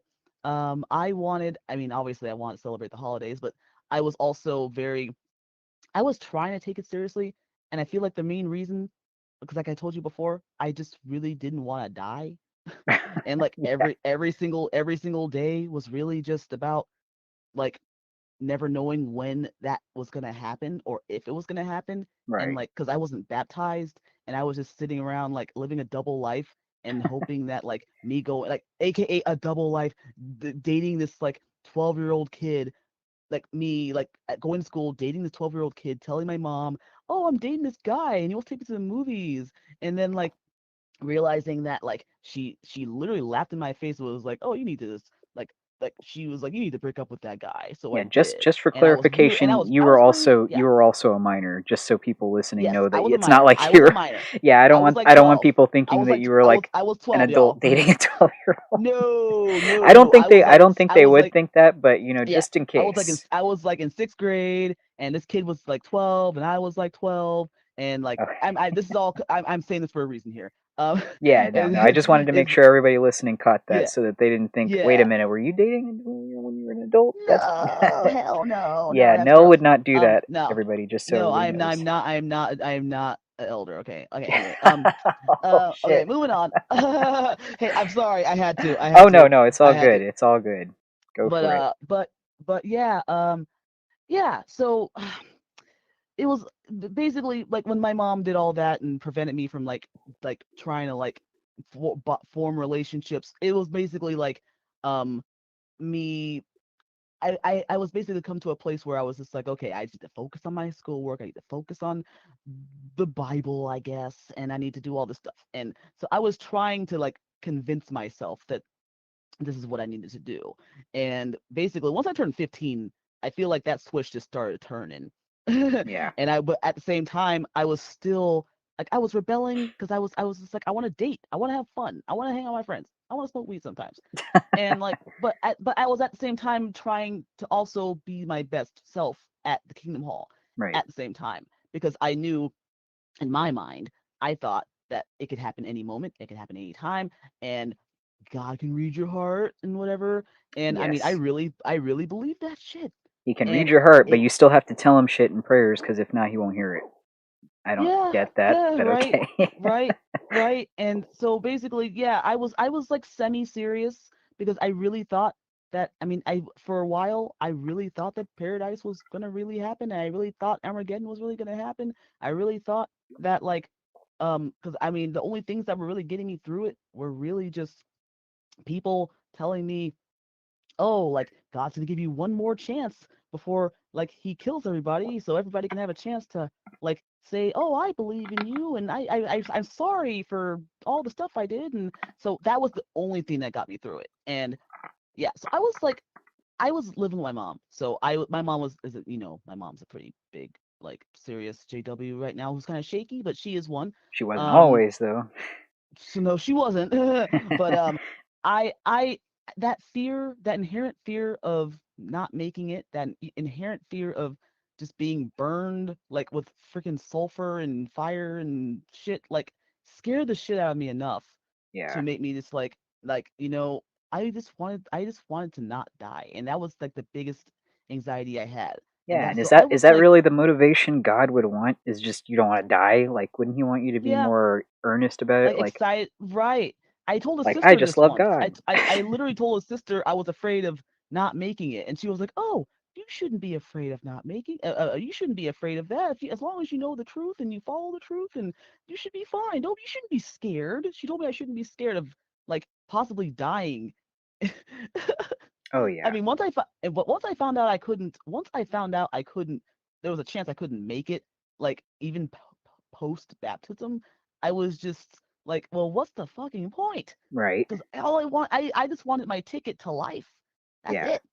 I exactly. mean, and so once I found out that wasn't even guaranteed, my motivation for getting baptized was really low. That just to point it out, like when you said that the sister told you you shouldn't be afraid, like that's also like a low key manipulation, Oh yeah. trying to make you feel like, well, if you're good, then you shouldn't worry. Like if Mm-hmm. you're an asshole and you're fucking up and pissing off Jehovah, then you definitely worry. But you shouldn't worry because you're good, right? Right. Right, right. No, I'm totally not like doing the things you told me not to do at all. Yep. Nope, Nope. I'm good. I nope, don't have a nope. boyfriend. I'm Not not living a doing, double life. not touching myself, not doing Ev- any of that shit. Nope, Everything's nope. good. Who's masturbating? Not me. Nope. Nope, nope, nope. Yeah. But no, for real though. Yeah, I basically like was mentally in, physically out up until like once I was like I think like 18, I literally told my Bible study teacher like right after their prayer, I said, I don't think I could do this anymore. And I was like, that was That's when I was like, that was when I was like, I said it out loud and was just like, but they literally scared me back in. right.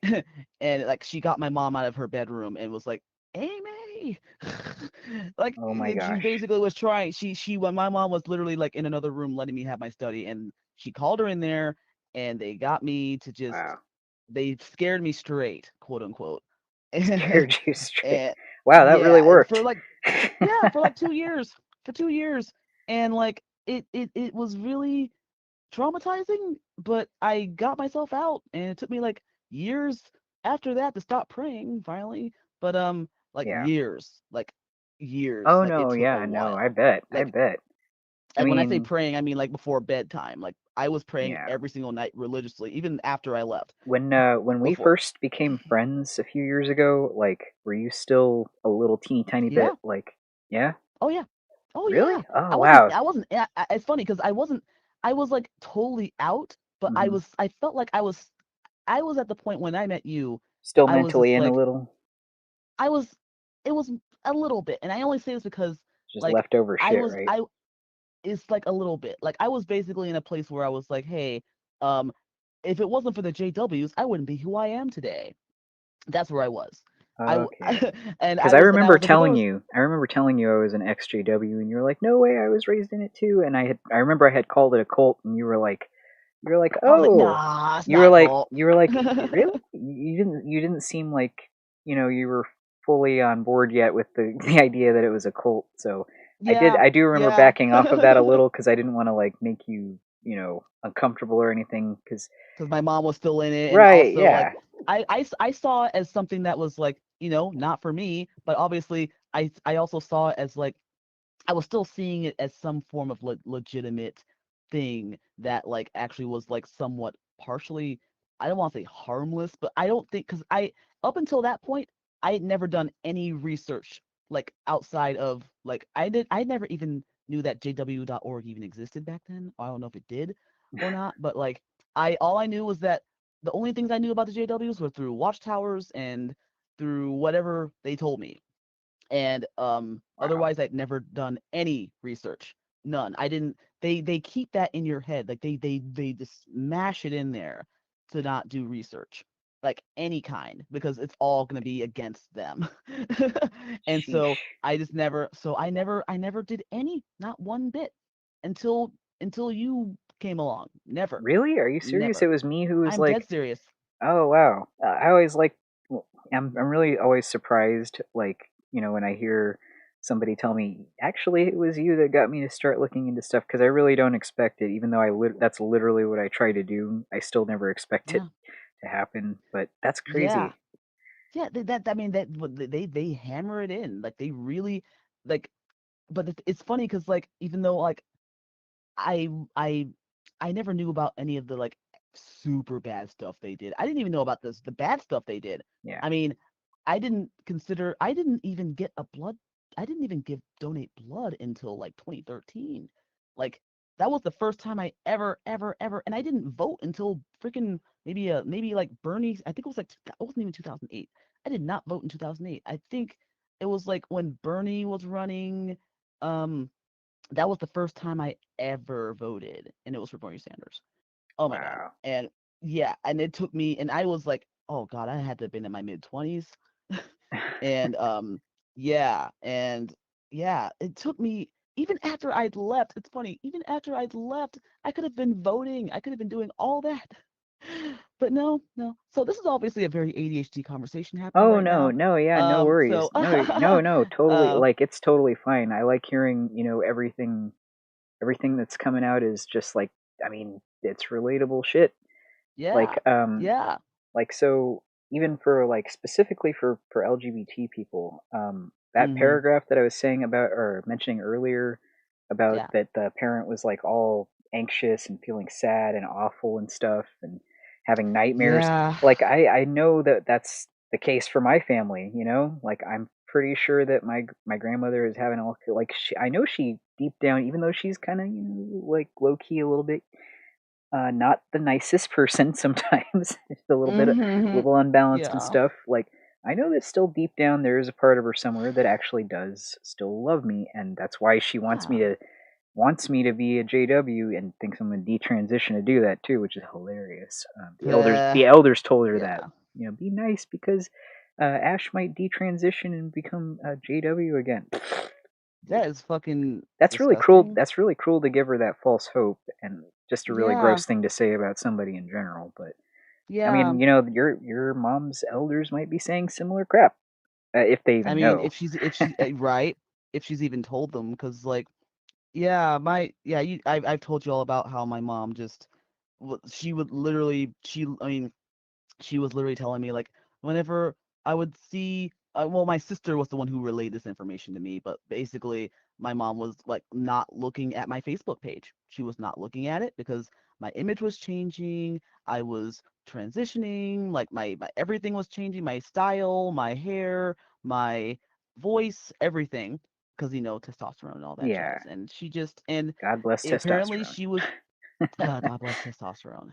But she was apparently getting sadder and sadder and more disappointed, Yeah, and and just not that's not. that's So because of I'm the sorry. shit that dude. That's because of the Sorry. false hope and false shit that Jehovah's Yeah, Witnesses put into your head. Like, no, and I'm feel sorry. sad for this Disappointed. person. She You didn't know, actually use the word disappointed, but it was more so like she was just getting sad seeing her see, kid yeah, disappear, seeing your and child be happy. You mean like that's so messed up yeah. that it does that to you. It warps your brain and makes you feel bad about something that's good. You know? Yeah, have you not seen the picture of me with my mastectomy pillow yet? Because Hmm? it's on my Facebook, Oh no, I and haven't. it's No, just I haven't me. seen it It's yet. me sitting there just happy, smiling. I haven't. I think that was like probably one of the nicest pictures I've ever taken of myself. Like it's just me, just And 2 days that would post. traumatize your mom, right? To see that, like, Oh hell ooh, yeah! Oh hell yeah, should it send it would. to her. And No, I'm just she, kidding. Don't yeah. do Oh my God, no. I mean, I blocked her for a reason. No, no, I wouldn't want to. I Once wouldn't I, want to open that can of yeah, worms and stuff. yeah. Plus, Well, it's not nice to yeah, intentionally inflict harm. That's the difference between us yeah. and the elders and shit. We don't intentionally Yeah, inflict harm in any way. We just try to live our lives and be happy. yeah, And they yeah. And teach for people her, to that hurt was, themselves. yeah, the only reason, and like the one of the big reasons, the sad part is that when my sister, I mean, I've told you this already, but I'm just saying this for everybody who's listening, because my mom was not using my name for, like, when I told my mom my name back in January of 2020, of this year. Yeah, this year. Yeah, And she was like, "Okay, I guess I can try to use it." Because try. that's before I told her I was non-binary. It's before Hmm. I told her I was anything, really. Yeah, Um I mean, she knew I was non-binary because I'd come out, but we didn't really talk about it, obviously. But yeah. then Of course not. I told her about my new name, and she was like, "Okay, I'll try, I guess." And she didn't try. And then like a few months later, I was like, "Oh, hey mom, yeah, I think I'm actually non-binary," because I had to come out to her twice because she basically shut down and forgot that I told her the first time, so I came out to her a second time. And she was like, "Oh yeah, whatever," and then we brushed it under the rug. And then Shame. third time I had to come out to her. I told her, "Hey, mom, I'm agender, I'm trans, I'm non-binary, and She I'm like before that she had just been putting her fingers in her ear the other two times, right? Like la la la la la la. I right." don't hear this. Well, basically, I didn't tell her I was non-binary, but I did, but I personally just used agender. But I told her I'm agender, Well, I mean, I'm agender is I'm trans. under the umbrella, so Oh it's yeah, all good. no, yeah, absolutely. It's just personal thing for me. But like, Yeah, no, of course, of but course. basically, it really boiled down to, like, I don't think she cared that I was taking hormones. I don't think she cared that I was non-binary. I don't think she cared that I was agender. I don't think she cared about any of that. The only thing she seemed to care about was that I didn't have a gender at all. Which Because is one such moment, a probably weird. It's probably weird for her to even think about. Like, what the hell does that even mean? How do you mean you don't have a yeah, gender? because she was just like one of the first. Because when I told her I was on testosterone, she was just like, it seemed like things were actually okay until she said, "So are you a man? Are you a woman?" And I was like, um, uh, I'm neither. Should have been like, no. Right? No, I really should have, but that Like, was when no. the whole JW um shutdown mode happened, and Right. I spent 2 minutes trying to convince her that I was actually happy And then and she that she should be happy traumatized for you with me. some JW fucking media too. It was like, here you go, watch this Oh, video of some shit. oh my God. Yeah, that was when I literally came to visit Texas, and that was like literally the last time I ever saw her. And she had to coerce me into watching a video. She tricked me into watching a video that she didn't tell me what it was about. She, Gosh. yeah, like that was after I was telling her about the bite model, and I was literally telling and because she literally called the organization a cult. I remember. When I was telling her, because I was telling her, what if I told you that there were only 8 people who had a hold over all of us, all the JWs. What if I told you that, like, hypothetically, what if that was true? And she said, well, she actually said, well, I'd actually feel pretty uncomfortable about that, and it would seem pretty culty to me. And I was like, what? I said, She did just you said just the say C that? word, and it wasn't Yeah, cunt. right. That would seem a bit cunty to me. Well, that too. But no, well, yes, yeah, absolutely. But that part when she said that, that was literally like I was gonna be leaving her house in a few minutes. So I was just like, I can't believe this is happening right now. This is like the only opportunity I'll be able to have to prove this to her that this is true. And I did. So like the next day, I went to her house and I literally like showed her all the names of them and all their helpers. Hmm. The helpers. And told her like these are literally the people who have full control over every piece of literature, everything that comes out. Did you And make sure she to mention the hamburger helper though? Just kidding. I did not, and I know I should have. Damn it. Damn it. But but but she basically I feel like I don't want to say that she manipulated me by saying that just to make it seem like she was gonna change. But basically after I showed her all the proof, after I showed her literally like that every single thing I said was true, she just did a 180 and was just like, oh, well, you know what? The helpers don't matter to me. The amount of people there, the governing body doesn't matter. The helpers don't matter. The only thing that Wow. matters is Jehovah. That was it. Yeah, my And grandmother that's did that literally too. I was pissed.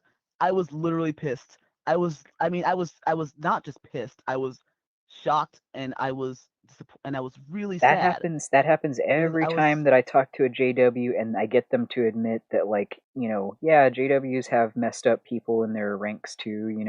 Nobody's perfect. That's what they always go for. Nobody's perfect, and then they're like, but Jehovah knows everything, and he'll fix it later. That's pretty much what my grandmother told me too. Like, Jehovah will fix everything in the end, and then I was like, mm, well, what about the kids that are being hurt right now? How does Jehovah feel about that? Oh, well, that makes Jehovah very sad, of course. It's like, well, then why yeah, the hell doesn't he do to something? be sad, it wasn't right.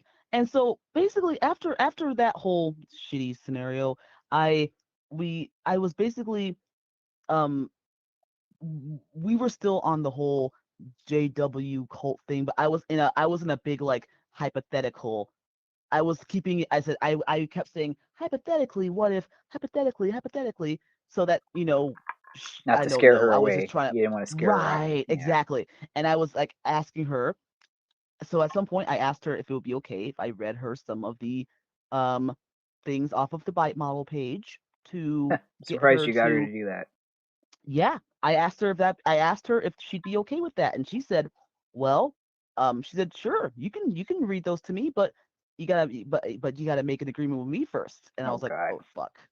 And yeah, she said she basically mentioned that if I wanted to read that to her, that first that she would have to show me that okay. So basically, if I read her all those things from the bite model, that right after that she'd want me to watch some convention footage that was about nature and it was about space and it JW was about porn.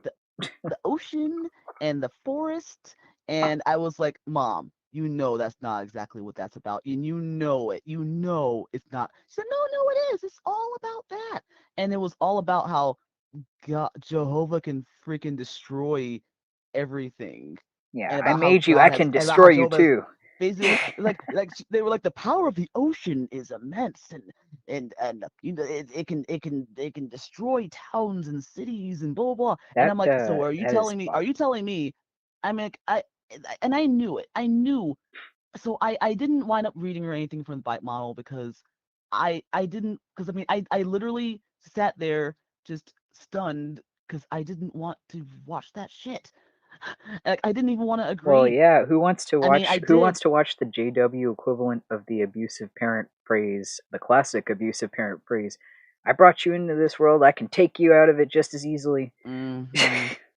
But Like, wow. basically, like when I was starting to when I she told me that there was a video that she'd watched that changed her entire life Oh and no. that made her stronger in in her resolve with Jehovah. And I was like, oh, and I Massive brainwashing video. out of pure because I told her I didn't want to watch the convention video. I told her that I just personally didn't want to watch it, and that it would just feel too. I just couldn't, and that's why I didn't read it.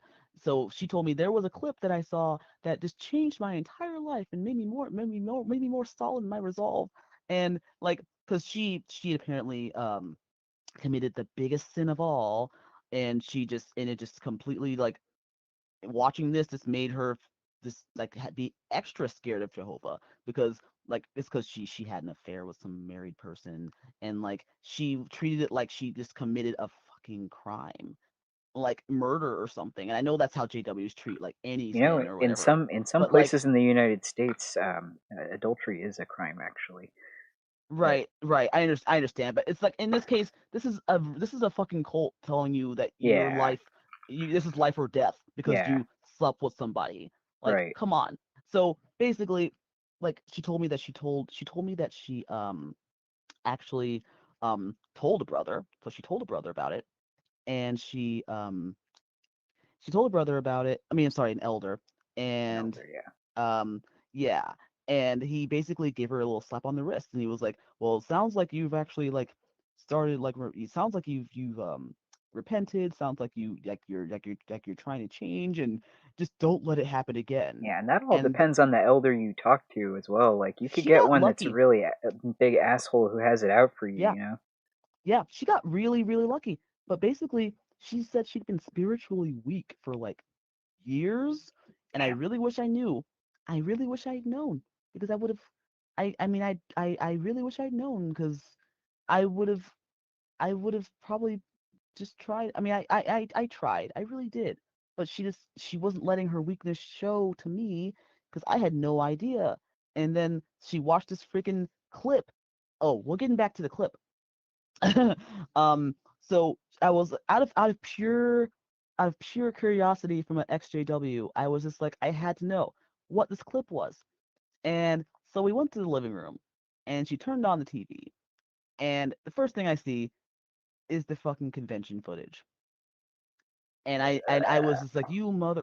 I mean, I didn't say that to my mom because I would have got smacked in the mouth, but um, I was just like, basically in my mind, I was like, "Are you fucking shitting me right now? You seriously like just told me like you didn't?" She didn't mention anything about it being convention footage at all, but No, of course not. she coerced me to.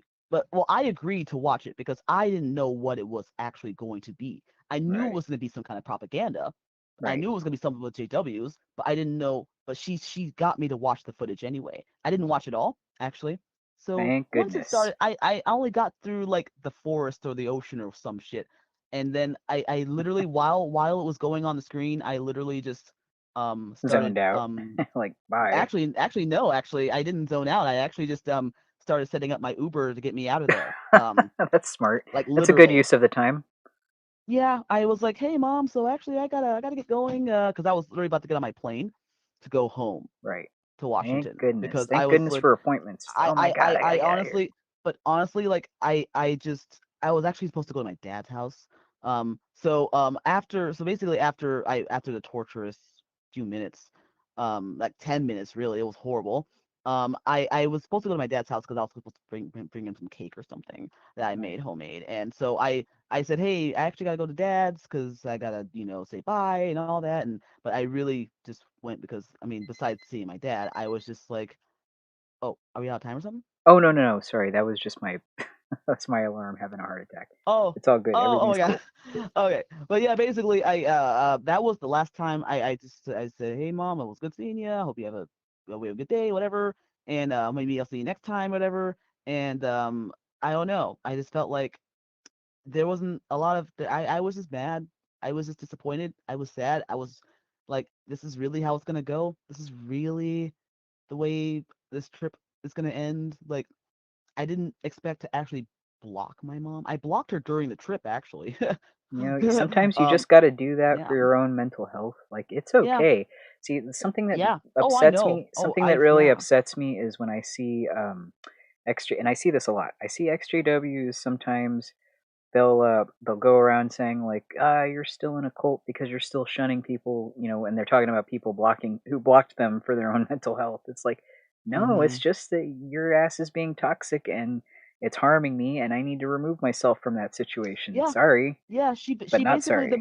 I feel like one of the biggest reasons, besides like her just you know besides her just not being actually frankly honest with me and Right, having to trick me to do things, right. it was just the biggest thing was really that she had to literally be convinced that my identity was legitimate, and she still couldn't be convinced that, like, her not being able to just say they them for me was the biggest thing really that was like, okay, like, she was like, I don't want to disappoint Jehovah by, and she was like, I'm not trying to be disrespectful, I'm not trying to be rude. I'm like, well, you are. And I mean, I think I said, well, I said you are, but keep talking, because I just wanted to hear what more she had to say. Like, what more excuses that she had to say to not respect me. But yeah, that was a big one. And then, like, she announced that she was getting a dog, and I'm like, oh, okay, so I'm a vegan. I love dogs. I love animals. But it just felt like she kept trying to bring things up and always mentioned how lonely she was and and it's just like, you know, maybe if you just treated your kids like with respect, but the JWs won't really let her do that. And she could do it. She could there are actual JWs who, Still talk to it. they Yeah. don't like they don't cut contact with their kids, and Yep. those I are some mentioned those that are special. earlier that you can Yeah, be those are sneaky some like that, and a lot of them do. yeah, those are some special ones um That's what this who article is will for. hopefully, yeah, It's trying to get you to like to shun your kid. And like yeah. I was trying to say earlier, This is one of those the articles I'm kind of scared of. XJWs that get all, get upset about people who they view as still practicing shunning. They're not really Mm, practicing shunning. Blocking somebody is not the same as practicing shunning. no, no, Shunning is a manipulative tactic that's intending yeah, to pressure you or force you or manipulate you into doing something that they want you to do, which is to come back and be part of the cult yeah. again. It's it's That's what it's interesting. for. Which, and it's It's not the same interesting as because, blocking somebody, because blocking somebody, yeah, you're not trying to get them to come back. You just want them to leave you the hell alone. yeah. You're like And done even with their when you ass. block someone online, you can still see them in real life and still, like, enjoy each other's company, but you just don't like their online persona. Like, that's Right. really sometimes what that can all come down to. Even But if you do in cut this, contact with somebody in real life, it's probably literally just because it's harmful to you in some way, and it's not you trying to yeah, make them change or make them do something at all. right. It's It's like purely for she you. basically, yeah, she wasn't like trying to convince me to come back, which is the interesting part. She was just trying to, like, she was trying because she knew I wasn't gonna come back. She knew.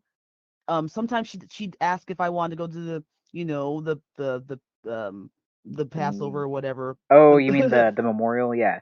Well, the see, that's memorial. the Why I thing. say That's the Passover? Oh my thing. god. You believe it or not, she might somehow, somewhere in the slightest way, believe that you could possibly come back, because that's something they pound Yeah. in their heads too. They tell them it's Oh never yeah. too late. They can. They told my grandmother they can detransition. They can come back. You People would can be change. surprised. Like Oh they god. hear all those Oh yeah. It's like, they hear those stupid makes you stories think at of, the convention, like, oh yeah, this person was an alcoholic and and did all these crazy things and used to be a lesbian and everything, and now they're back and they're good and they're It straight. makes it makes me think of it just makes me think of the Caleb and Sophia episode where the mom's like, people can change.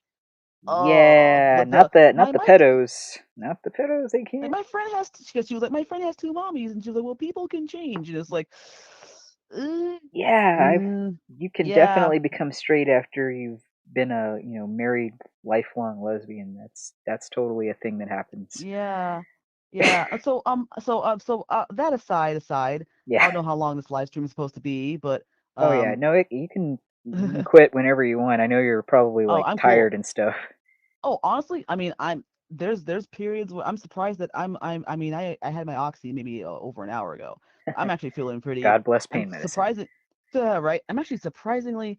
I mean, I was in and out of sleep earlier, but now I've got some like dopamine Yeah, going that on here. stuff, that So, stuff, opiates tend to like give you this, like, sometimes, not always, but for me, the same thing happened after my surgery. Like, I would take one before I had to live stream to promote the documentary because I did that a lot, and mm, I was like, I took one, and then I would get on the stream feeling like shit, and then like 10 minutes when it finally hit, I was like, oh, okay, I'm got energy, yeah, I feel clear headed, I can do this, and then I felt really literally, talkative. like when you told me to hold on, like right when you sent me a text message like, hey, do you want to come on? I was literally like, oh man, like it was you asked me at such I just had no I just it just was so out of the blue.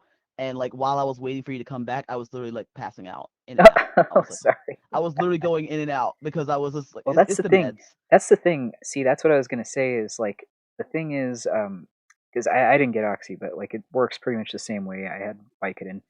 The thing is that if you're on that medication, if you start doing something, like if you engage in an activity, like you get up and clean, or you get on a live stream, or you go and call a friend or something, your body will rise to the occasion. But if you're just sitting Yeah, there, you will just go to sleep. Like it does whatever yeah, you're gonna do. It's like, all right, I'm yeah. along for the ride. Let's do it. Whatever you want to do. You want to sleep? Let's sleep. You want to go and clean your house? Let's clean your house. That's why it's so bad. That's why Right. people get addicted to Right. it. Right. And but for me, like no, once this I only have two more left. I'm gonna be fine without it. Might have a little shakes for a few days, but Shakes? I'll be Oh, I fine. hope I Yeah, hope not. I don't think it'll be that bad. just like You'll be all just right. little shivers. They only gave me 16 of them. Um, Wow. they gave me 16 very sparing pills, and it's probably because like the first few days are the hardest, Yeah. because yeah, if it's to avoid that breakthrough pain Yeah, because they ended up giving yeah, me like I think a total of 30 cuz you I said have 30? yeah, cuz I have some like really I'm very, very sensitive to everything. Like I literally can't walk around without socks and shoes on. I can't. I just can't do it because Damn. I feel every little thing. You know the princess and the pea? That's me. Mm-hmm. Oof. Yeah, I can feel Dang. everything. So pain, I do not have a good pain tolerance at all. It's funny because I told my anesthesiologist that you actually felt that like little burning sensation right before And they were you passed surprised. out. Yes, they were like, I It's a don't know how they actually it's a small felt that. percentage. It's just small percentage. Like I think 10-15% of people can actually feel that. And plus, like I said, it was so quick that because that stuff knocks you out really fast. So I Yeah, literally only had enough time for my brain to process that I felt the burning, and then I was out. I couldn't even complain. I didn't even have the enough time damn. to say, "Hey, that hurts." Like I was already out. Ah, It was too late. So I didn't even like I said I didn't even I that's literally that's why I people was probably out don't. Yeah, gone. that's part of the reason people who may even feel it probably don't feel it. It's because it's like so fast they might not even realize it, or they like literally don't remember it because that shit like really messes with your head. You know what I mean? Yeah, but yeah, I guess we should get back to the thing that we were like supposed to talk about. Well, Sorry. we were talking about it. I mean, you were talking about how Yeah, that stuff affected your life personally. I yeah. mean, there's just so much in this freaking article. It's awful. It's just like that the parents blaming themselves, and them telling don't blame yourselves, and then they call it a tragedy. They're like, so grieving parents fight the tendency to think that this tragedy. Grieving. Yes, well, you know how they said in that one Watchtower years ago to treat us as though we're dead, like family that are, well, Mm-hmm. I mean not us because we're not disfellowship, but you know what I mean, like Yeah. treat non-JW family people who left as though they're dead. Yeah. They literally said that. Mm-hmm. So we did. Mm. And But she wouldn't. My mom literally kept trying to.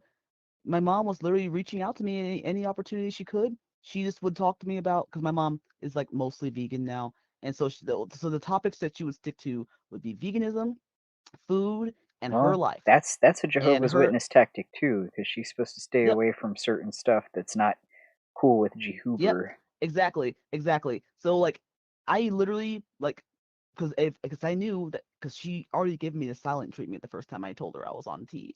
But like, basically, that was my sign to know. Okay, so um, you, if I talk about anything involving my dating life, if I talk about anything involving my um transition, anything, then I know what I'm gonna get. So this Do is you it was all about her being comfortable. do you feel like if you had been baptized, that your mom would still be reaching out to you, or would have still been? I Nope. mean, She already told me.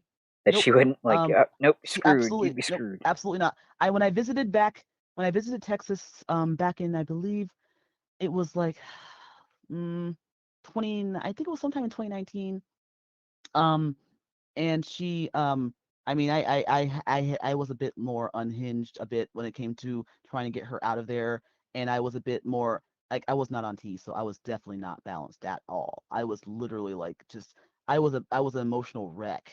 And I was just like, I just was scared for my mom. I wanted her to get out, and I remember I was like showing her all the um convention footage that was scaring me, because it was like anti-LGBTQ plus, and I was like trying to tell her like the JWs are anti-gay, and they're this and Well, that, and that's not clear they're from the harming and video they're I harming and showed they're you. harming children, and they're doing all this stuff. And when it's funny, because I showed her the convention video, the one where, like, it was supposed to be the one where they it was the one where the woman was in this like store, and they were like, um it was like some kind of fundraiser for some like triathlon or Yeah, something. she didn't want to donate because it was for the rainbow people, and Yeah, everybody and gave her like, shit for it.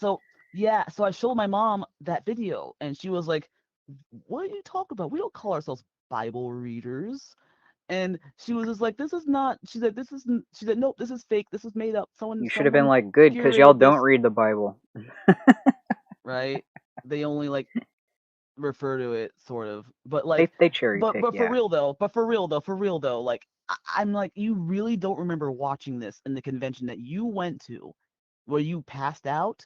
Like, Probably. what, like, my mom, no, she probably wasn't, but Well, she might have been maybe. zoning out. Like, you got to do some But crazy stuff mentally to get through those things. Those are but horrible. but I mean, the dramas were always the things that I paid attention to, including videos. That's the only thing that kept me awake, was like the costumes or the productions that they would do, because they were actually sometimes entertaining. I But doodled. I dueled too, but I got like, I was told to stop doing that. But anyway, yeah, because she actually wanted me to take fucking notes and Oh, shit. I Because I hated kept that. on, so yeah, I actually was taking notes, because apparently drawing was just too distracting. Like, I because like took notes the in Japanese, and they were definitely not about Jehovah. I was just writing random shit in Japanese. the I would say, yeah, I'm just right. practicing my Japanese for, when I go and serve where the need is greater.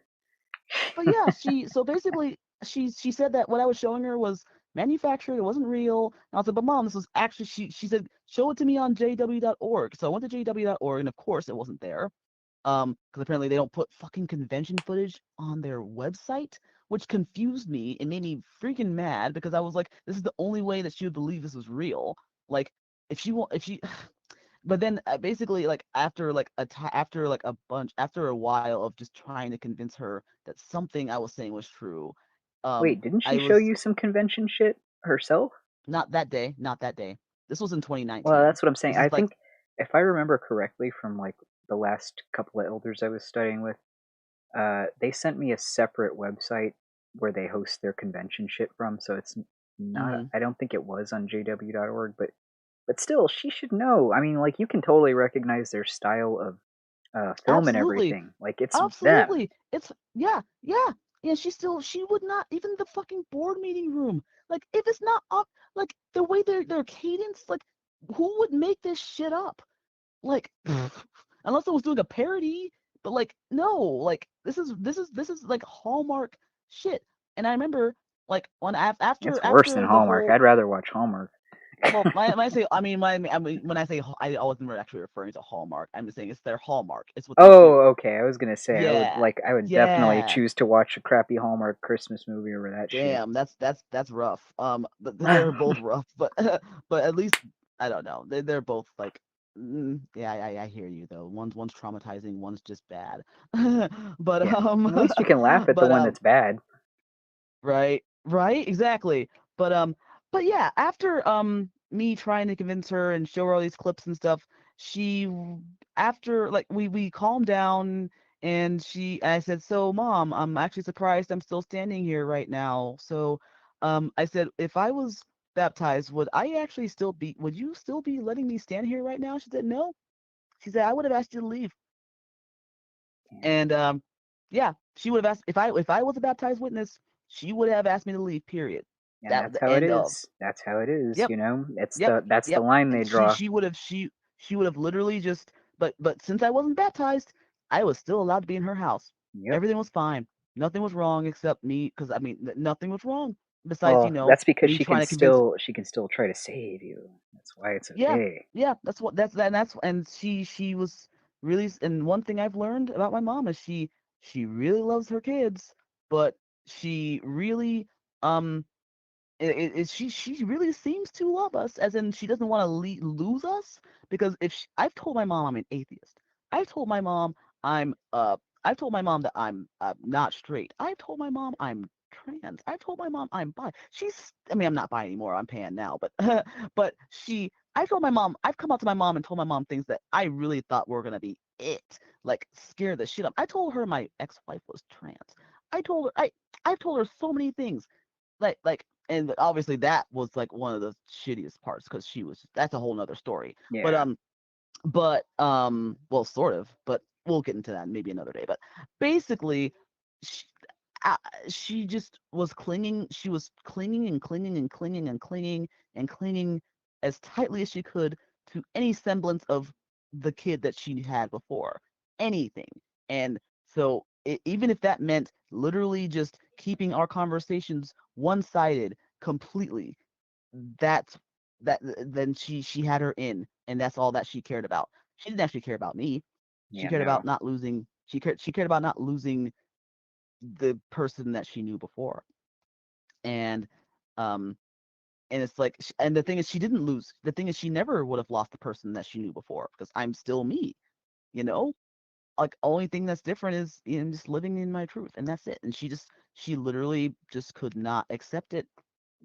And so she was trying to create a space that was safe for her, to not, so that, like, because it was like she was like, you can't just, because, like, obviously we know, like, when it comes to like, I'm trying to get into like the JW mindset here, because, like, for her, she was thinking, oh well, like, if I make this space safe, and I make this space like not sinful, if I make this space like a space that's good for, like, where, if Jehovah were to read my heart right now, he'd be like, obviously she's trying to help her kid, and she's trying to, like, do the right thing by not, like, by ignoring, like, the sinful parts or the bad parts about her kid. So she's trying to, like, show her love, and, like, convince her that maybe if she wants to talk to her about normal shit again, maybe she should just come back to Jehovah, even though she wouldn't say it.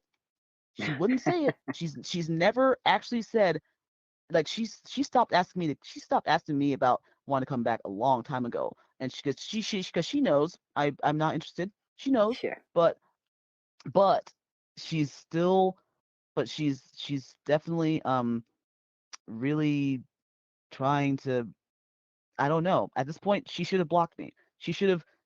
Like, according to what the JWs are saying, she should have literally stopped talking to me a long time ago, especially now. But she, like, even after I came back home, she was texting me about her new dog that she got, and I was just like, "That's nice, Mom." Our conversations have basically just been small talk I for hope that like she's this not whole going to year. I hope she's not trying to go to Ramapo and work there, because if she volunteers over there, she might have to get rid of her dog, like the Go people to in the where? video. Ramapo. It's where they have their new media center that they're building right now. And Oh, yeah, they're literally building a whole ass big sprawling ass fucking media center just for the purpose of making their videos and shit. I even asked an elder about like why y'all need such a big ass thing, and he literally told me because they're gonna make videos in paradise. They're still gonna oh, be making gross. videos in paradise. I'm like, Oh, what? No. yeah. So Where's this technology coming from in paradise? well, he was like, well, I you thought didn't I thought we were gonna actually. be building houses Well, and see, freaking like that's the thing. I like he said you eating didn't think we were hand-sized gonna. fruit. He said you didn't think we were gonna like go back to walking on all fours and everything and whatever. I'm like, first of all, did he No. just imply evolution? And second of all, I don't know. I kind of got the idea. I kind of got the idea that like shit would be a little bit not super primitive, but like a little less all the shit that's going on right now. Mm-hmm. But yeah, Ramapo is where they're building their thing, and they released a video a few months ago about a couple months ago or so about like a couple that was saying, yeah, like we're gonna go volunteer, and they didn't have any kids or anything. They sold their house, I think, or made arrangements for that shit, and they took off and went to Ramapo, lived on site and everything. And they said that they had to give away their dog, like to a good home and Oh my whatever. God. They gave away their freaking dog. Like Oh they're my like, yeah, God. screw you, Fido. I gotta go slave away for Jehovah. It's all good. Wow. Like that's pretty messed up. Yeah. Yeah, one thing I remember, um, I think this was like definitely like when I was like looking into more of the apostate shit, and they definitely want they want you to sacrifice everything. They want you to sacrifice like when it comes to like going to like whatever you just said, like when it comes to like just Any they kind say of to be volunteer closer, crap. Yep. any kind of volunteer shit, like when it comes to like your lifestyle and what you deem as important, it's never as important as as Yeah, don't working worry. for Jehovah Jehovah. Jehovah will get you a new dog in the new order. It's fine. Oh God, no. God. Yeah, you get to have uh, a panda and palm-sized grapes. oh yeah, no, trust me. Like that was I feel like that was one of the most exciting things for me thinking about Paradise was the hand-sized strawberries, the giant grapes, the freaking watermelons the size of like bigger than Texas-sized watermelons, like being able to run as fast as I wanted to without like taking a breath. Like those were the exciting parts for me. Like I didn't care about I didn't think about worshiping fucking Wait, Jehovah. they I was like, said they said we were gonna run as fast as we want and not have to take a breath. That sounds like as fast. testosterone. Well, we could breathe, but like I mean, what they mean is like you wouldn't get exhausted. You could literally like practically fly. I can already Like have you that could. if I just keep taking testosterone. I mean, get top surgery. You might not be able to do it for like 2 weeks, Yeah, no, but it'll be fine. or maybe 3, 4, 5 a month. But I digress. I digress. But yeah, like that. I was told a lot of things. Like the other day when I told you, Jehovah oh, says a lot this of is things. Oh yeah, oh, you don't know. Like yeah. the other day when I was telling you about how that sister that was doing my Bible study literally told me the reason why we heal from a scratch or a cut is because we were literally meant to live forever. And that's why our skin heals. Science and shit. How does that work? Sounds like some Hmm? shit they would put in the Awake magazine. I mean, she literally just asked, she's like, do y'all know why our skin actually heals back together? I was like, why? Because at the time, I mean, I hadn't taken biology yet. And she was like, well, it's because when our skin, because God made us perfect, and we were supposed to be like in a perfect world, and like we weren't supposed to die. So so we heal ourselves, and that's a sign that we were meant to live forever. It's like Oh my holy gosh. shit, yeah, yeah. And In then I took biology in high school and figured out that in maybe the I thought biology was a lie or something. I don't know. in God. the in the chat, my friend said a couple of things. He said we can all he's quoting the paragraph 19, the last paragraph. He says we can Mm-hmm. always trust in Jehovah. He never gives us direction that will cause us harm. Like okay. Blah, blah, And blah, then blah. and then God. yeah, then he mentions two witness rule, disfellowshipping suicides, blood transfusion deaths. Like yeah, and then of course there's this shit about making you feel guilty for shit that that your kids are doing, even though like it's not necessarily bad stuff. Like you're supposed to feel sad because your kid is out there, you know, de-Jehovahifying himself. Well, Oh God, you're making me laugh too hard. Oh God, oh ow. yeah, sorry. No, you're fine. I've been trying to like keep my laughs like very like not too hearty I because remember like the that. hearty, whew, Yeah, I remember whew, that. It was the but same way with the gallbladder surgery. whew, That's probably but way worse though. what's interesting? Well, I mean that's a whole other kind of pain though. Like Yeah, no. that was a whole other kind of Well, pain. yeah, but yours is probably like more widespread than mine was. Mine was like localized deep inside my gut. Well, not deep, but it was in there.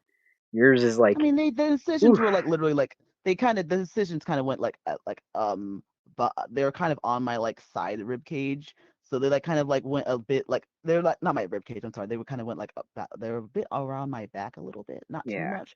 So I but the meds are helping me a shit ton. I'm just gonna say that. But once the oxys are gone, I am gonna be feeling it's gonna be getting kind of shitty. That's when things are gonna start getting shitty. But Well, basically, then you can just um, leave it in Jehovah's hands. I'm just kidding. right? Oh my God, he'll make my pain go away. Fuck. But I think I was trying to make a point about like, because like it's funny how we talk about like how the parents are feeling like are supposed to be guilted and like they say don't feel bad because your kid made this decision, but of course like there's like people always blame parents for kids' mistakes even though it's not always their fault.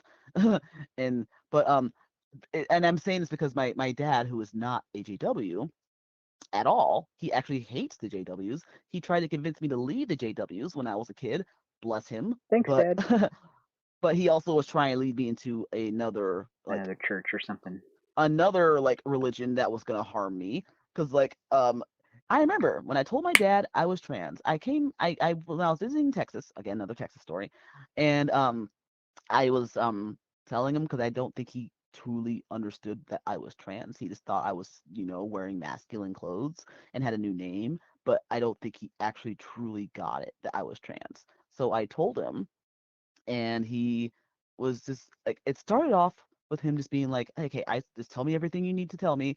I want to know everything that's going on with you, and I want to know. Like he started off really strong, right? He started off really like, just tell me everything I need to know. I want to know everything about you. I want to know everything that you're experiencing, just all your feelings and stuff. And I was like, holy shit, okay, damn. So I told him about like what's been going on and how this came to be, and he seemed to really be asking the right questions. And then and then it went from, oh, I support you, to, oh, I still support you, but like I feel like a failure as a father. And yeah, he said he failed me as a father because I because he said maybe if I raised you in the proper Christian like way, and maybe things could have been different. And I'm like, holy fucking crap, Dad. I was like, what?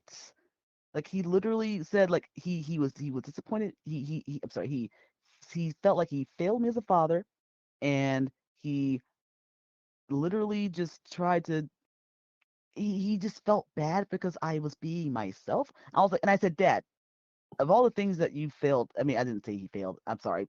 Scratch that. I did not say that. He does. I said, Dad, like, first of all, you didn't fail as a father, even though he wasn't that great.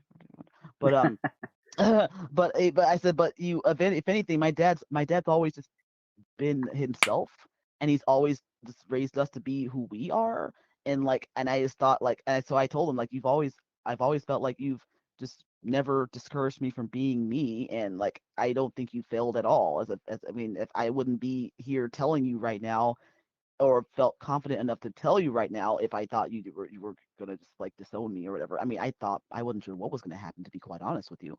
But but he basically just like kept trying to say like, oh well, like there's a few scriptures I can show you, and like that can maybe like have you think about some things. And I was like, oh my God. And I was just like, and I understand like this is like I'm not mad at my dad for like wanting to like show me, like I don't know, like I mean it's the basic worried Christian parent, whatever, I'd rather have that than get out of my house, but but then of course, the like, you'll always be my daughter. Bleh. oh God, he pulled that, and then and then of course, like I don't know. I'm if I'm getting off on a tangent, I'm sorry.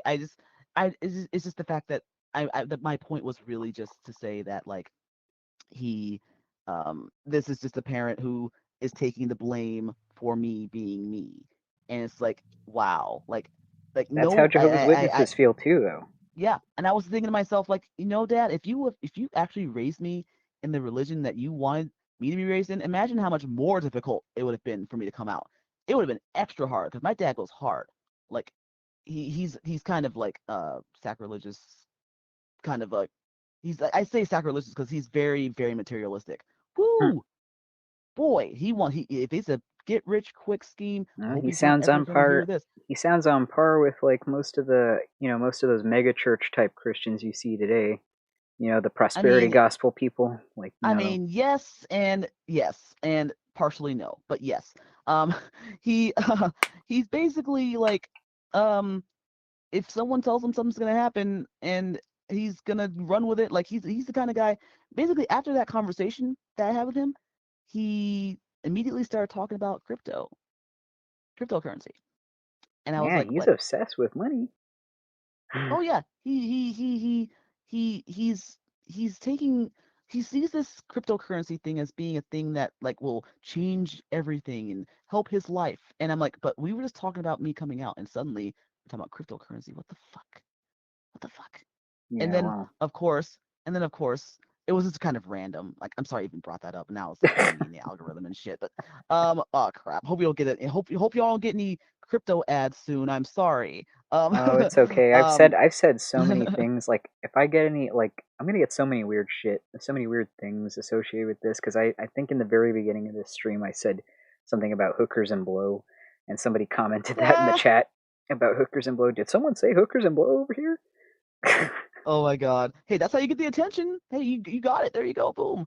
But yeah, and oh yeah, so in order for of course my dad just doesn't think he can make trans kids apparently because he I told you about how my dad I told you right? I told you about what my dad said, right? uh, well, me, but not everybody else. Oh yeah. So yeah, okay. So of course, well, this is not probably the story that everybody has because this is like very traumatic, but yeah, my dad basically tried to say that I was not his child Yeah, and that my mom had an affair in the 80s with this guy named Charlie and yeah. He's that trying to say there that, was like, physiologically, like, you are not my child. Like, it's got he's to be a. basically saying You don't have he my basically DNA, said otherwise you wouldn't have been like this. because I told him that like because I told him like I I I just I've always felt like I was different. I always felt like I was unique. I never felt like I wasn't like any of the other kids or like my sister or like I always felt like I was treated different. Like I always felt like I was different for reasons I never could explain. Yeah, that's because he And high like key thinks that you're but somebody like else's kid, even though yeah, you look just like him. Well, unfortunately not look just like him, but well you look I more mean like him than your I mom. yeah, yeah, I do. And well, actually, well, and I looked like when before I transitioned, I looked just like my mom. Like I just Really? did. That was just You know what? yeah. Honestly, I I don't I've shown either she wasn't at the Kingdom Hall when I went there to to do my thing and protest. Either she wasn't there, or like she just didn't look like you to me, because like I don't even remember seeing her. I'll say like I need to show you a side by side because we like I there's a picture of You us have that shown is me a side by side the one before, and where I the one where still. I'm wearing the one where I'm wearing the leopard print and she's wearing and I got Yeah, the red hair, she's got the blue hair. yeah, and We got the same. You still can at didn't least see say it. we got the same smile. We got the same smile. We got the same. There's a lot of things similar about us. People thought we were sisters, Really? but That's so weird. yeah, I guess I don't yeah, know. I don't see it as much as I guess maybe everybody else does. Like, yeah. but then You can see I like see little, things kind yeah. of I see things kind of weirdly even in my own kids. Like, I think both my kids. Well, I think my son looks like me, but my daughter looks exactly like her other dad, just like a copy of him. Even his hair. It's hilarious. But yeah, I remember I was telling my dad like I mean when he told me when he literally said he tried to convince me of this. He said so it was like right when I was talking about like just being happy in how I was and how I'm happier now. And then suddenly he was just like he got into this really somber tone. His face just completely changed. He was like, okay, so what I'm about to tell you right now is gonna change my relationship with you as your father. And I was just like, um, what? um, okay, what is it? And he was like, I may not, I may not actually be your dad, and your mom had an affair in the '80s, and with this guy named Charlie, and you look, and you actually kind of look like him. And I was like, but Dad, I look just like you. And he was like, well, he's also light skinned, and he's also handsome, and he's also. I was like, wait. He didn't say handsome. I'm sorry. You can He you said can get you he can said get he's light also handsome. skin like through a lot of different genes. Like it can be a Yeah, recessive he thing. he Like you he could literally have he's turned out basically kind of white he's actually. it's just that the fact that literally right after I come out to him, after I poured my entire heart out to him, and he literally cannot And even he accept. basically rejects you. I mean, Like in a way, that's kind of what he was in a sort of doing. way, Like he was like he was he yeah. was Like I like don't. It made me all it made me think was I don't make trans kids, and yeah, he you was are like not. absolving himself of any responsibility. Like nope, that's not me. I didn't do that. I don't want my fingerprints on that train wreck. And after that, that's when he said well, maybe if I'd raised you in the religion that I should have raised you in as a kid, then maybe things would be different. And I was just thinking to myself, well, I probably would have been in a worse position if Should that have was been the like, case. Dad, you don't have to say every dumbass thing that goes through your brain. You know that, right? I mean, he did. He That's did. what I He would have actually told him. did. Like, you know, I you didn't say it. cannot. I didn't. Like, you I know, mean, you I cannot definitely didn't say want. things. That's fine. Like, you don't have to say everything. Like, I it's mean, all he did. good. He literally pulled out all the stops. He didn't know. It's like he really didn't. He was trying to pull this whole like. I feel like he just didn't know what to fucking say except like all the stuff he Yeah, could have said people that can was say some wrong. really messed up stuff when they're in shock. Yeah, and then he pulled Not the that that's oh okay. and then he was like, oh, here's some scriptures, read this scripture, read this scripture, read this Oh scripture. no, Oh, and then he pulled the oh, like you'll always be my daughter, and Jesus always no. taught love. Jesus always taught love, Jesus said, "Knock you and out." That's what Jesus said. but he was like Jesus always promotes love and kindness, and I'm gonna treat you like Jesus would like I want to treat you like the way that Jesus says that we should treat people, and I love you no matter what shape or form you're in, and it's like he that was like supposed to be the band-aid after If everything he he had just told really me. truly loved you in whatever shape or form, then he would have no problem addressing you as you wish to be addressed and Yeah, acknowledging that you are who you are.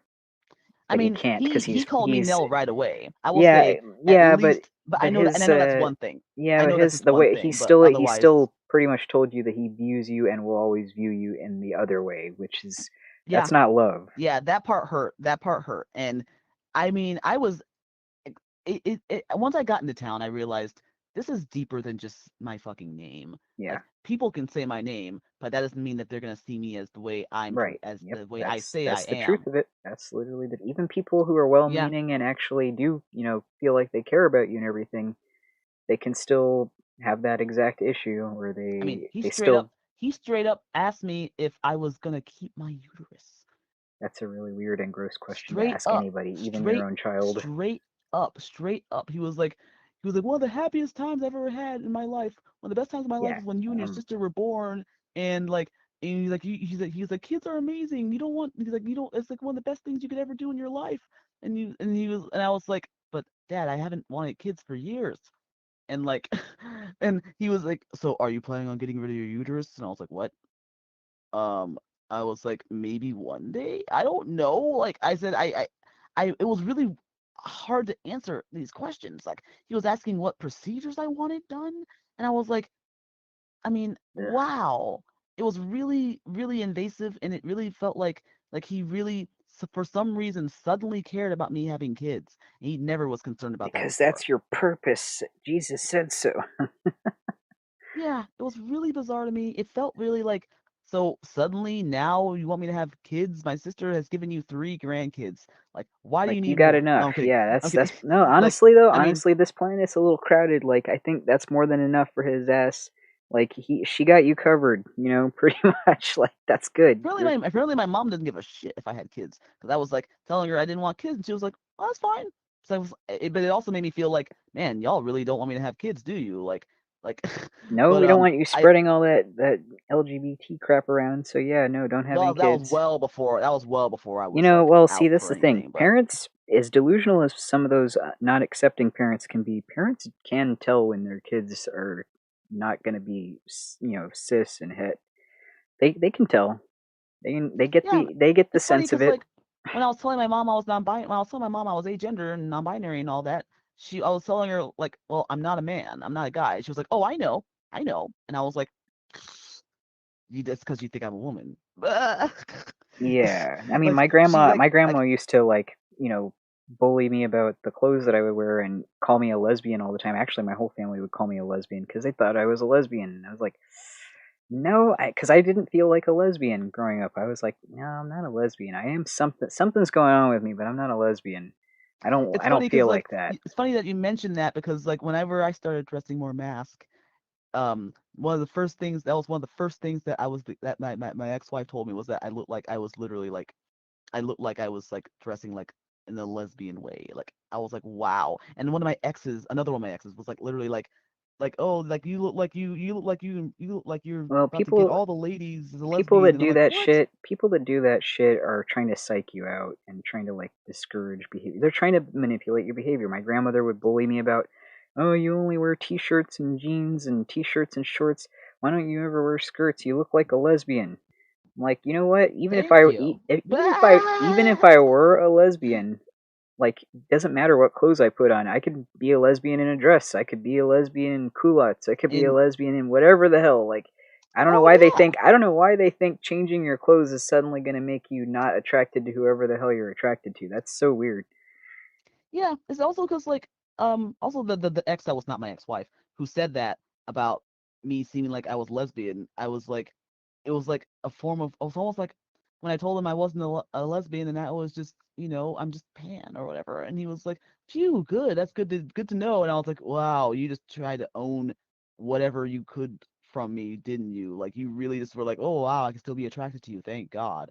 I'm like, Yeah, whoa, well, see, like that's another gross aspect of being trans is that people tell you really fucked up shit about your appearance as though like that's why you did it in the first place. People that don't understand what it's really about think of it as a vain thing. Like I've had people tell me you were so much hotter before, and I'm like, well, thanks for that, but like that's not why I did it. Like I mean, I didn't do it to become hot or to become ugly or to become whatever. this is not Like about aesthetics. this has nothing to do with whether or not you want to fuck me, for lack of a nicer term. Oof. Like this, it's Oof. true though. Is it not Yeah. true? No, Like I hate when no, people act I like know it that. is true. I'm just saying like that those words. Oh yeah, You say them. Oh sorry no, I'm for not mad. people. Oh no, I'm telling sorry to like whoever's if anybody out there is sensitive to all the swearing I do. Well, I think everybody's pretty used to it at this point. sorry. You've been doing this for a long time. Yeah, yeah. So like, but yeah, I mean, like seriously though, that's what I don't get about people. Being asexual myself, it never really made sense to me that people view the world in such sexual centric terms. Everything is Right. based around sex. Like I didn't get top surgery because I want to look better, because I want to look hot. Like what You the did it because fuck? you want to look like Why? you. I yes, and I also kind of want to look cool in button downs, okay? But Well, yeah, I mean, because and not that's deal with part of being binders able no to be more and shit. you. That's part of a thing Yeah, that will make you yeah, enable you to be you. Because you like to wear yeah. button downs. You feel comfortable in that. That looks And like also you. like and also my I just really I have grown past what was there. And I this like, if I was doing this straight for aesthetics, like what? Like obviously there's some aesthetically different things that are going to happen when you have top surgery, sure. But like when people get gender affirming surgeries, they're not doing it for anybody but themselves. Yeah, see, that's the Anybody. one thing is like I remember when I was considering going on hormones and considering my transition. One of the things that kept coming up in stuff I was reading was that you should ask yourself if you were going to be living alone on an island for the rest of your life and you were never going to see anybody else again, no other human beings, would you still want to transition? And my answer was yes, of course. That's how you know, like, that has nothing to do with aesthetics or sex or anything like that. It literally does not. I mean, Living in like it's like living in the body that we want to be in, or just honestly not even about it's not even all about surgery, obviously. It's like just presenting in ways that make us feel comfortable. Like if we were on a desert island alone and I had to like literally choose between like wearing like a poofy dress or that cool looking suit that's down the way. Like and I had to choose one to wear forever on the island. Like obviously, That's why your mom, by the way, going back to the sex thing, that's why your mom was like, "What gender are you?" Because she needs to know like how to relate to you in her head in a yeah, sexual, not to be gross, but like in a sexual way. She needs to know like, wait, are you yeah. going to be sleeping with men? Are you going to be sleeping with women? Am I supposed to hate you? I'm confused. Like Yeah, I mean, and she literally said, "I'm confused." that's how She literally JWs said, "I'm are. They're confused." just like the rest of the world, but more concentrated. They need to be able to Yeah, categorize you so they can view you in whatever sexual being they view you as. Everything in the cult is yeah, so sex centric. You can't sit next to anybody because you might think about sex. You can't hang out with somebody alone. There might be sex that happens. You can't have sex until you're married. So then what do? You rush into a shitty marriage before you're supposed to get married. Thank goodness I didn't do that. Um, yeah, that's one of those like thank goodness I'm asexual moments right there. Like, didn't have the motivation to immediately get married to somebody just so I could screw somebody. Um, yeah. but yeah, everything is just that's another reason that it's so bad. Like um, I think honestly that encourages sex offenders in the cult. Doing that, sexually repressing people. Not saying that if if you get horny enough, you're gonna go rape somebody or something like that. It's nothing like that. It's just that Right, it does put people in situations where they might be compelled to do something like that. That kind of thing might come out in those types of people even more. The people that already are going to be a sex offender, like it's going to push them to even to be worse, honestly. I mean, because then they can hide it, in the congregation. They're not going to punish you. They're yeah, going to just forgive you and not tell anybody what you did. Maybe there'll be rumors, maybe, but they're not going to announce it from the platform. So it gives sex offenders a place to reoffend in privacy. And so that in that way, it is like a sex offender's paradise, and it does encourage the sex offender to be worse than they probably would out in public, you know, mm, where they know they're going to get busted. They know they're going to, like, well, maybe they don't get busted, but like there's a higher chance of them getting busted, higher chance of them being ostracized socially than there would be in the Jehovah's Witnesses. But yeah, yeah, anyway, so yeah, I'm gonna go ahead and end things. We can still chat when I yeah. get off of here if you want. Sure. But Yeah, no, yeah, of course. I figured we were like, we're getting into some stuff that has probably not much to do with the The Watchtower. article. Yeah, at this point, and I didn't want to like torture anybody, who isn't interested in that. I will do it. I was really trying to get back there. I really was. Oh I no, really no, no, was. it's okay. I don't mind the conversation. It's just that like people probably come on here like, what the hell are they talking about? And Right. not everybody's here for the for the Yeah. No, no, LGBTQIA plus totally. summit, but Yeah, that's yeah. No, fine. totally get it. Yeah, yeah, yeah. But yeah, we should have a conversation about that someday, though. That Yeah. whole stuff, because I've always wanted to talk to other people about that on my channel before. Yeah, I'd Um, say like invite me again and we'll actually stay on topic this time. I promise. well, it'll be easier because the topic will be LGBT stuff. Right. So, Right. but yeah. Sorry, Anyway, y'all. oh yeah, no, it's fine. They're fine. They can click off if they don't want to hear it. But yeah, that's what happens when you get two ADHD people on the line together. That's what happens, y'all. In case you ever wondered, it's like putting two Furbies together and facing them at each other in the room, and they just go. That's what we do. Oh my god. Well, that's what it feels Basically, like. That's what yeah. it feels like. But anyway, thank you so much for coming on, Nell. I really appreciate it. You're Yeah. always awesome, and Oh, thanks. I hope that everything heals properly and quickly, so Thank you don't you. have to suffer. And I'm really, Thank you. really happy for you. You already know that. Congratulations once again. Yeah. Thank you so And much, Ash.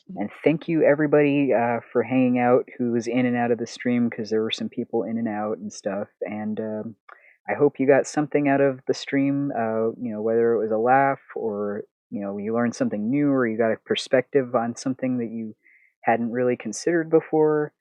You know, or if anything, just to commiserate and be angry. Let's all be angry together at Watchtower, that kind of thing. Right. So yeah, thanks everybody. Just be yourself.